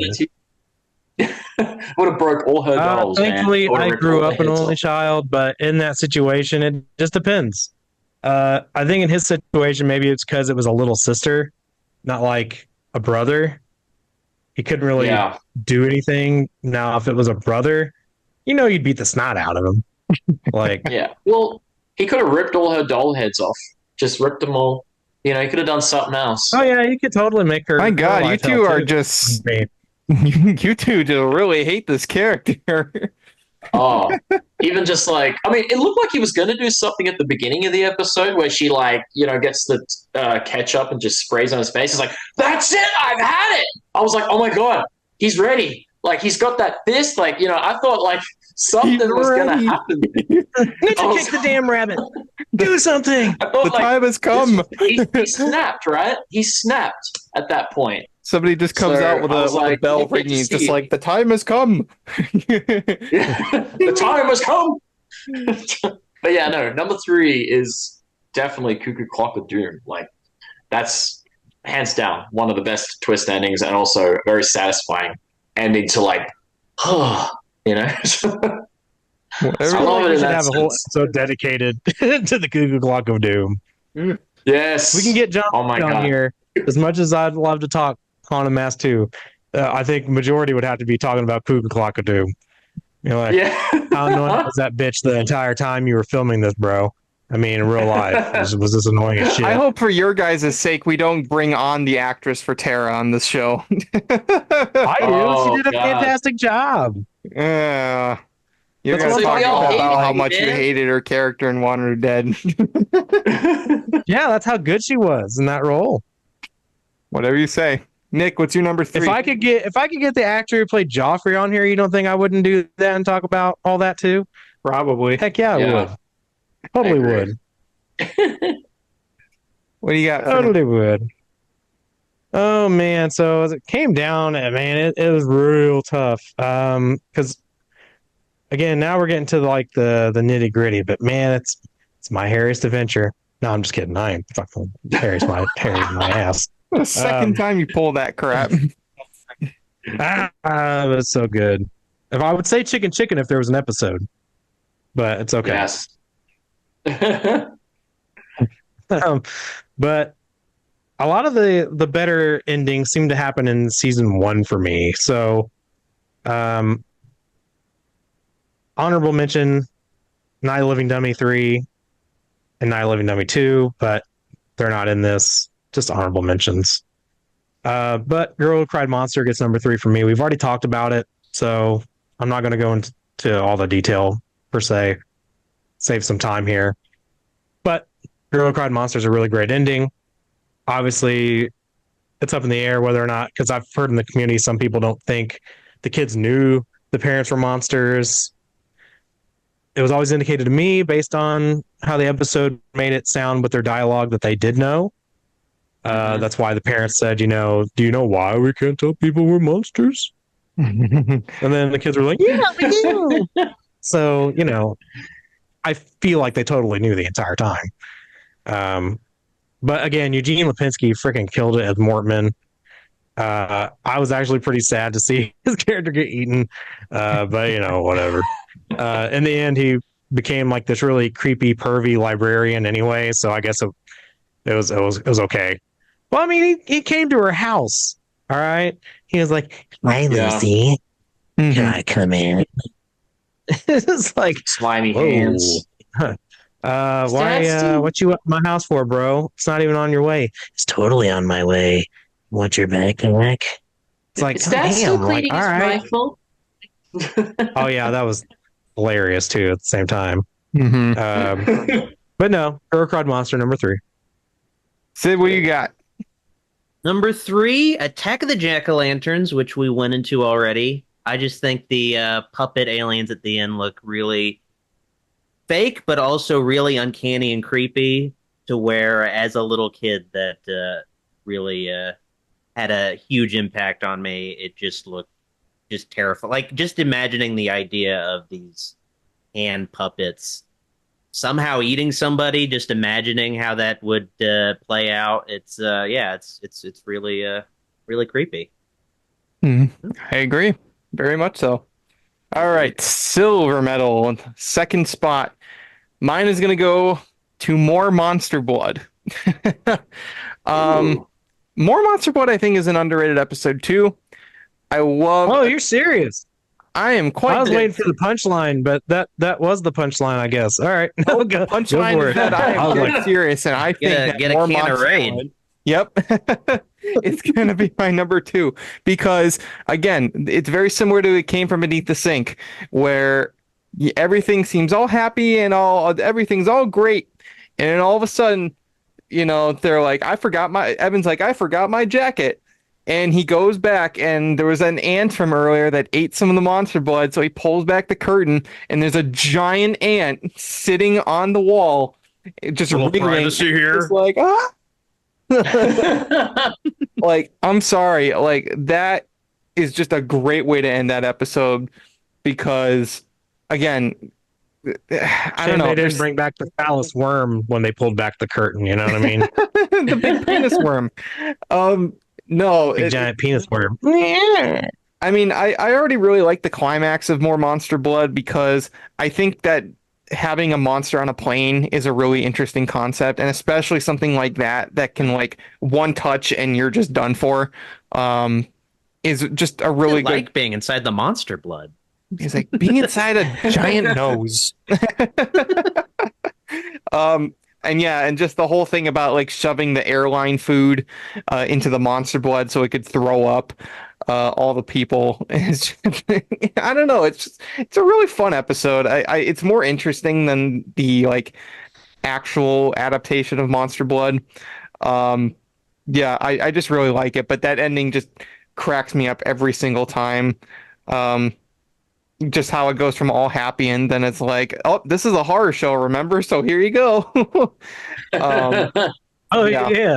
And I'm sick of this motherfucking monster blood on this motherfucking plane. For once, when like the government actually gets involved because they get like an actual containment unit for the stuff. It's like, finally, thank you. Like, lock that shit up. Stop. You can't do that in the books. He has to have access in case he doesn't like his grade or something, you know? Yeah, it's just like, no, you got to have quick access to it. You have that shit locked in like Area 51 or something like that. Like, you don't continue to have it within arm's reach. So I was like, about time they were just like, get rid of it, please. So yeah, that already puts it above all the other book sequels. So more Monster Blood is my number 2 pick for favorite Goosebumps. So who wins, Monster Blood or the Blob that ate everyone? I mean, if we're going off the episodes, I'll at least say that the Monster Blood looked like more Blob-esque than the actual episode Blob, because the Blob in the episode looks like a big blanket. I just mean in a fight. Who wins? Which Goosebumps monster?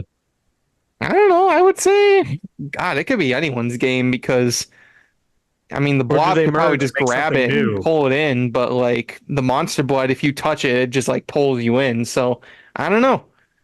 I would say maybe the Monster Blood. At least the Monster Blood can grow. I do know that. So it could probably just grow bigger than the Blob, probably. So I would say maybe Monster Blood. Monster Blood. Yep, my number 2 pick. What's your number 2 pick, Bjorn? Silver Medal. Silver Medal goes to Night Terror Tower. I love the twist ending where the executioner, you think, oh yeah, no, like he's done, but obviously when Mordred was doing that spell, something went, wrong there, and one of the stones ended up in the hands of the executioner.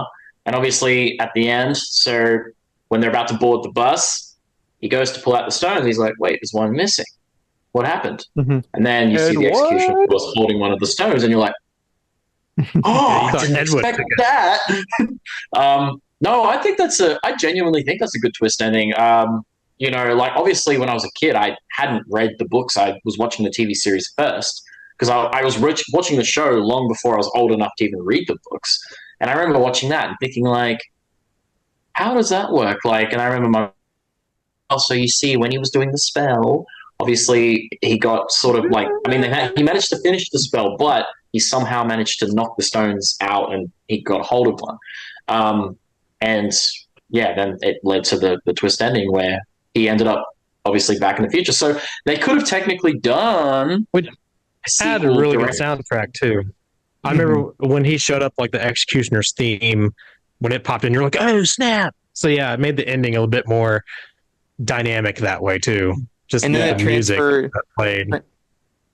Yeah, and then it transitioned into the Goosebumps theme at the end, because it goes from that to Arlstein, and then it goes into the Terror Tower version of the Goosebumps credits, which is pretty nice. So, and I love that. I thought it was a good twist ending, because like he, you thought that they had escaped. He did the spell, but I mean, I know he was kind of running at them like, so you knew something was going to happen.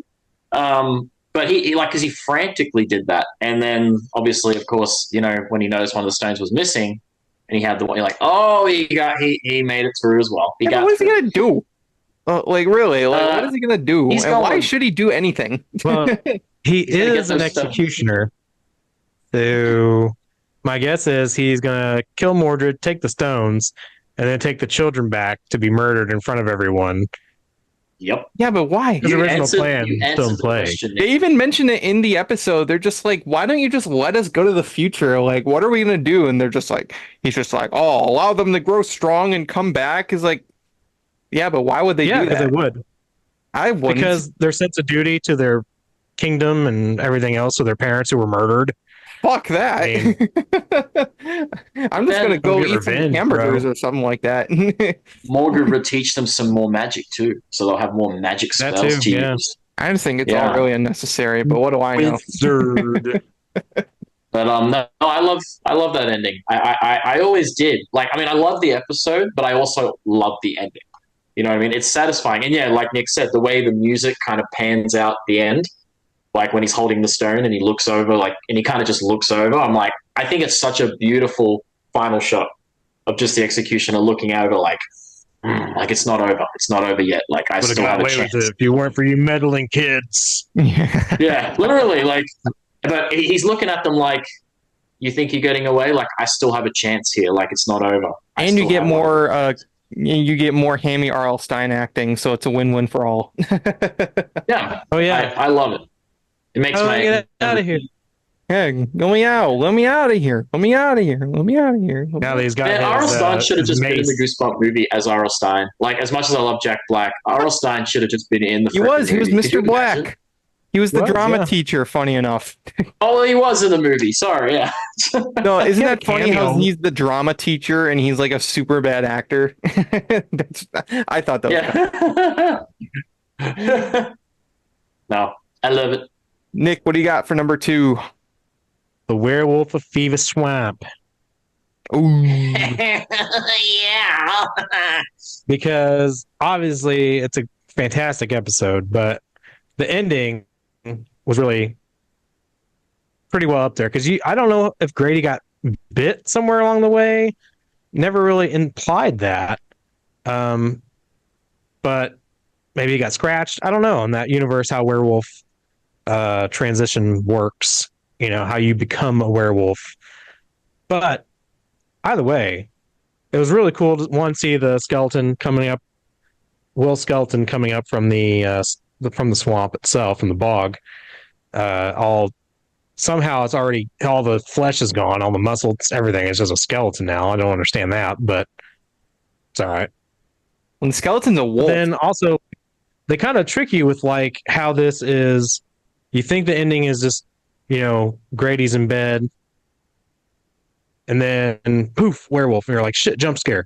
But then turns out he's got the fever, and the only cure is more cowbell. But no, it's not. He goes to the balcony, and he starts howling like a wolf. Like a wolf. Oh. He's a wolf. Ow. Grady becomes a wolf. Ow. It makes you wonder how he became a wolf. Yeah, that's what I'm saying. Like, I don't really know if he got bit or scratched or whatever. I never really noticed that in this whole thing, but he's definitely got the fever. So what if you got bit by Christopher Walken and then you turned into a werewolf? Well, he got more werewolking. Yeah, that'd be awesome. Yeah, you just turn into, instead of a wolf, you turn into Christopher Walken. Christopher Walken. Going around the woods, being scary. Like, how did you know that was going to happen? I don't know. I don't know. That's a classic sketch. It's just like, you have a car. Yeah. Can you drive me home? Nobody seems to like me. Oh, man. Is it odd that my favorite line of Christopher Walken is from Click, and it's such a silly line? He just says, fast food shortens your life. I don't know why, but I love that line. Because he's like, it's obviously the shot of him in the car, like shoving down those chips, like, oh. And you're like, man, he's enjoying them chips. And then when he tells him that line later, I'm like, I love it. No, fast food. Fast food shortens your life. Shortens your life. Yeah. Honestly, you got to think. Yeah, no, it's a great ending. I just really enjoy the fact that it's depressing as an ending as well. It's not really. I know, like with horror, you don't typically get happy endings anyway, but this one was for Goosebumps was pretty dark. Will died. The old man died, who was trying to avenge his family, who was murdered by Will, only to be killed by Will anyway. And then Grady, down the road, he's going to kill his family too, because he's a werewolf now, apparently. So the implication of what's going to happen going forward, it's like, damn, this was a twist ending. It was pretty dark.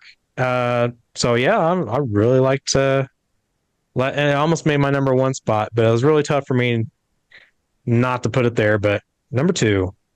Mm-hmm. Number 2. What do you got, Sid? All right. My number 2 is a story we have gone through before, but Cuckoo Clock of Doom. And I do just love the fact that the kid at the end, he's just like, maybe I'll help her. Maybe I'll bring her back to existence. Maybe. But for now, I'm just going to chill out and enjoy myself. But maybe, like, he's definitely not going to do that. Yeah. But also, I do kind of wonder because he doesn't exist because the Cuckoo Clock is missing the year 1989. But it makes me wonder, did the year 1989 just not happen? Are the parents like, what did happen that year? I guess Batman didn't come out, huh? Which is such a shame. He's gotta fix it. We need Bat Dance. We need Bat Dance. He's gonna regret it later on. He's gonna be like, wait, so all we have is, like, Tim Burton never directed Batman, so all we have is Val Kilmer Batman, George Clooney Batman? Okay, we have to fix this. Like Adam West? It's like, oh, we fucked up. But we also didn't get what was that?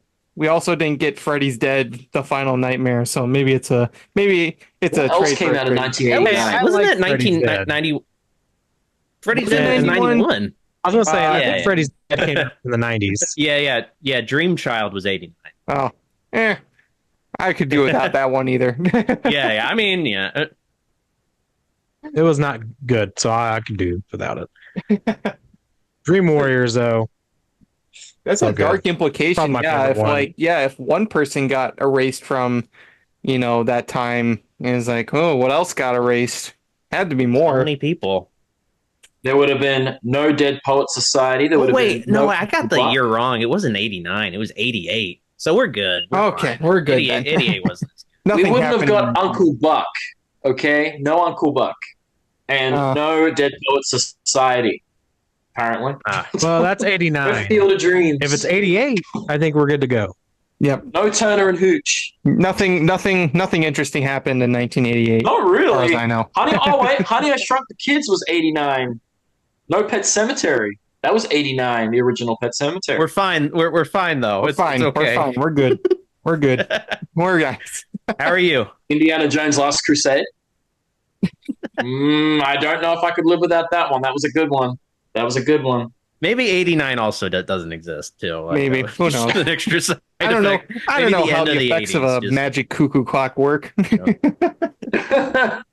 What is the golden episode? The golden ending. The golden one. Number one. All right. My number one is Harrison doesn't live here anymore. Bride of the Living Dummy is my number one. I'm sorry. I love Bride of the Living Dummy's ending. I love that ending with Harrison as Slappy. Just the eyes, the hair, the turnaround, the transition from Harrison's voice to Slappy's, the laugh at the end is so good. So wonderful. He lifts his head up. Sometimes I will just look up that clip just to watch it. I love it so much because I can't get enough of it. Did he say "Hey folks"? Like "Hey folks"? Yeah, it's again. It starts off as Harrison's normal voice. He's like, "Hey," or no, it's "Sorry folks." Kind of starts off with like a laugh.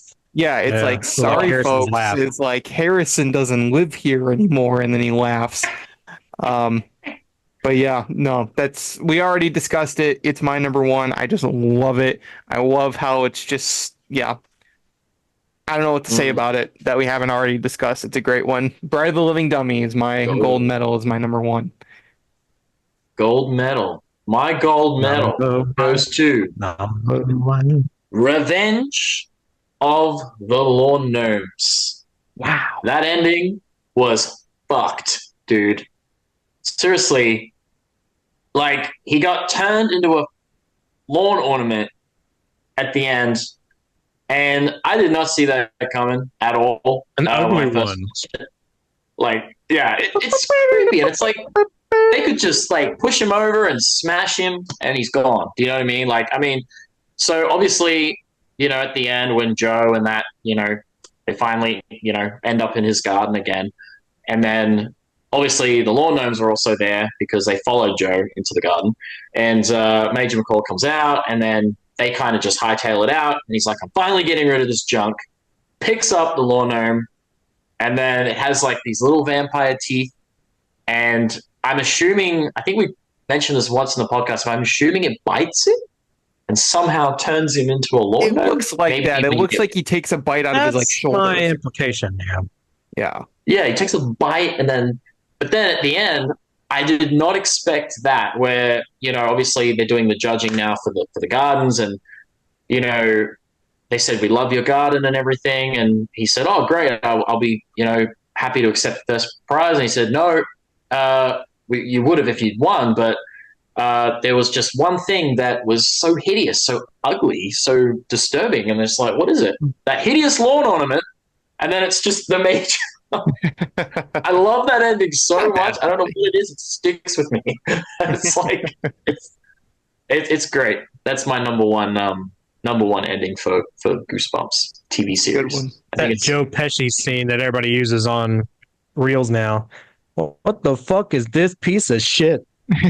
That's from Tales from the Crypt. It's so funny. That's like the one like meme I know. scene from that That's show. just a reel though from that people were using. Like I used it for the Goosebumps haunted mask on Disney Plus.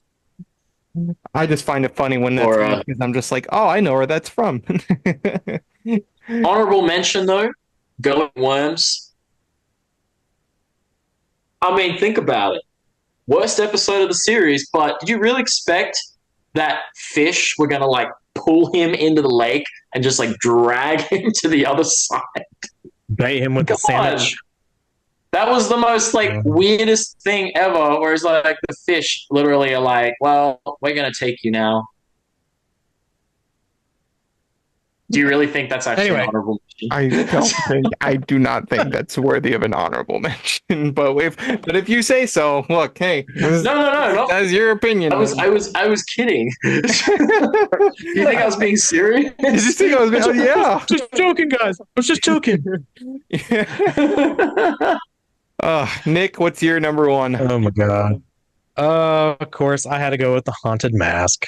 I Who would ever love the episode very much. Actually, it could have went either way. Like I said, Werewolf Fever Swamp was very, very close. But because it was the first episode I ever watched, it was the first episode of the show, they obviously put a lot more effort into that episode, more than most of the rest of the episodes that we got later and all the rest of the seasons. I really want to see that cut though, where Catherine does that scream, because I really think that would have added something to the end of that episode. But yeah, no, a mask. I mean, what more can be said about it? It was just a really great ending. I know we've talked about it. I could talk about it ad nauseum, but I won't do it to you guys. So I'll leave it at that. A Haunted Mask is my number one. Nice. And Sid? My number one is one we haven't brought up yet, but Welcome to Camp Nightmare. Oh wait, we did already go through that. Okay, yeah, but yeah, that's my number one. And I just liked how it ended with the worst like photoshopped picture of Earth like against the sky, and he just like points at it, and like Billy is just like, he acts like he hasn't seen that before, like wouldn't be the equivalent of his moon or something. Like, oh, it's a place called Earth. Oh, wow, that's crazy how it. I guess that you could only see it at in this spot or something. I always wondered what that was right there. Yeah. Maybe they have a whole bunch of planets. I don't know how it works exactly. Like, it's very vague. Yeah, it's like, how the fuck did I not notice that? Where the fuck did we get ice cream? Was that always their dad? Yeah, I don't know. Aren't you scientists? All these parents in this Goosebumps world are scientists. Aren't you They're all scientists? stupid. I don't know. They just gave these PhDs out like candy one day. So, yeah, that's now that you say it, it did look really photoshopped, didn't it? But it was good. I'm a doctor like Dr. Pepper's a doctor, okay? Yeah, Dr. Pepper. Yeah, I mean that's a good choice for number one. I mean, now that we've gone through all our lists, we certainly had some similarities, but also some, some curveballs, mostly by me. But the thing about Goosebumps is that they can have some really subtle endings, or they can have some really off the wall, oddball endings, and there's certainly a lot more that we could have talked about. I know Say Cheese and Die Again, while I loathe that episode. It has a pretty funny ending because the teacher goes bald because he gets his picture taken. You also have like all the Slappy episodes have pretty memorable endings. Attack the Mutant has Elastic Boy he's stretching. Yeah. Bad Hair Day has both Amazo and Tim turn into That's rappers. got a good twist ending. That's an honorable mention. He's like, Bad Hair what? Day. And quit show business. But That's actually a good honorable mention, really. Bad Hair Day. Didn't even think about that. so many good ones that we could have brought up, but we wanted to focus on our personal favorites, and there was some pretty good choices in between, I must say. But we also had some crossover, and that's because there are certainly some endings that stick out for a lot of people overall, and that's why we like Goosebumps. I feel It's a big definitely have to be on everybody's list. Camp Nightmare was on all of our lists, right? Yep. It's got to be. Yeah. Sure. Wow. Yeah. I mean, that's It's the like winner a of the episode literal- of this episode. Then Yeah. It's a Camp Nightmare. twist ending. Yeah. Like it that's was like- it was designed as a twist ending big time. Like Yeah. this. Never, and it wasn't telegraphed before. It's like it was just completely out of nowhere. It's just like, oh, by the way, we're aliens too. So, yeah, definitely, Like absolutely. here you go, twist. Here you go. Yep. It's like, but that doesn't make any sense. It doesn't matter. It's a twist. Yeah, it's like it was Doesn't matter. spoon fed you, literally. Like here you go. That's like Shyamalan's way of writing. It's just like, but it doesn't make any sense. It's like, doesn't matter. It's a twist. Yeah, Doesn't matter. it's not supposed to make Chameleon. sense. Doesn't have to make It sense. doesn't make sense. It's twist. But anyway, that's gonna do it for tonight's episode of the Goosebumps Crew Podcast. Sid, thanks so much for joining us again. It was a pleasure to have you back on here and talk some more Goosebumps. great to be here.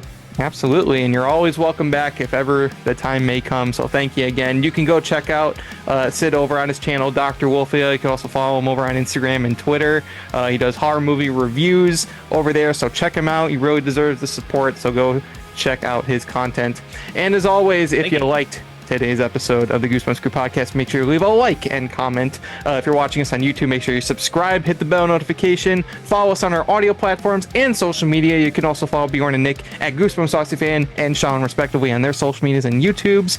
We will have another episode of the Goosebumps Crew Podcast for you next week, but until then, this has been the Goosebumps Crew Podcast, and from all of us here, we want to wish you to, as always, take care, stay safe, and have a very scary day.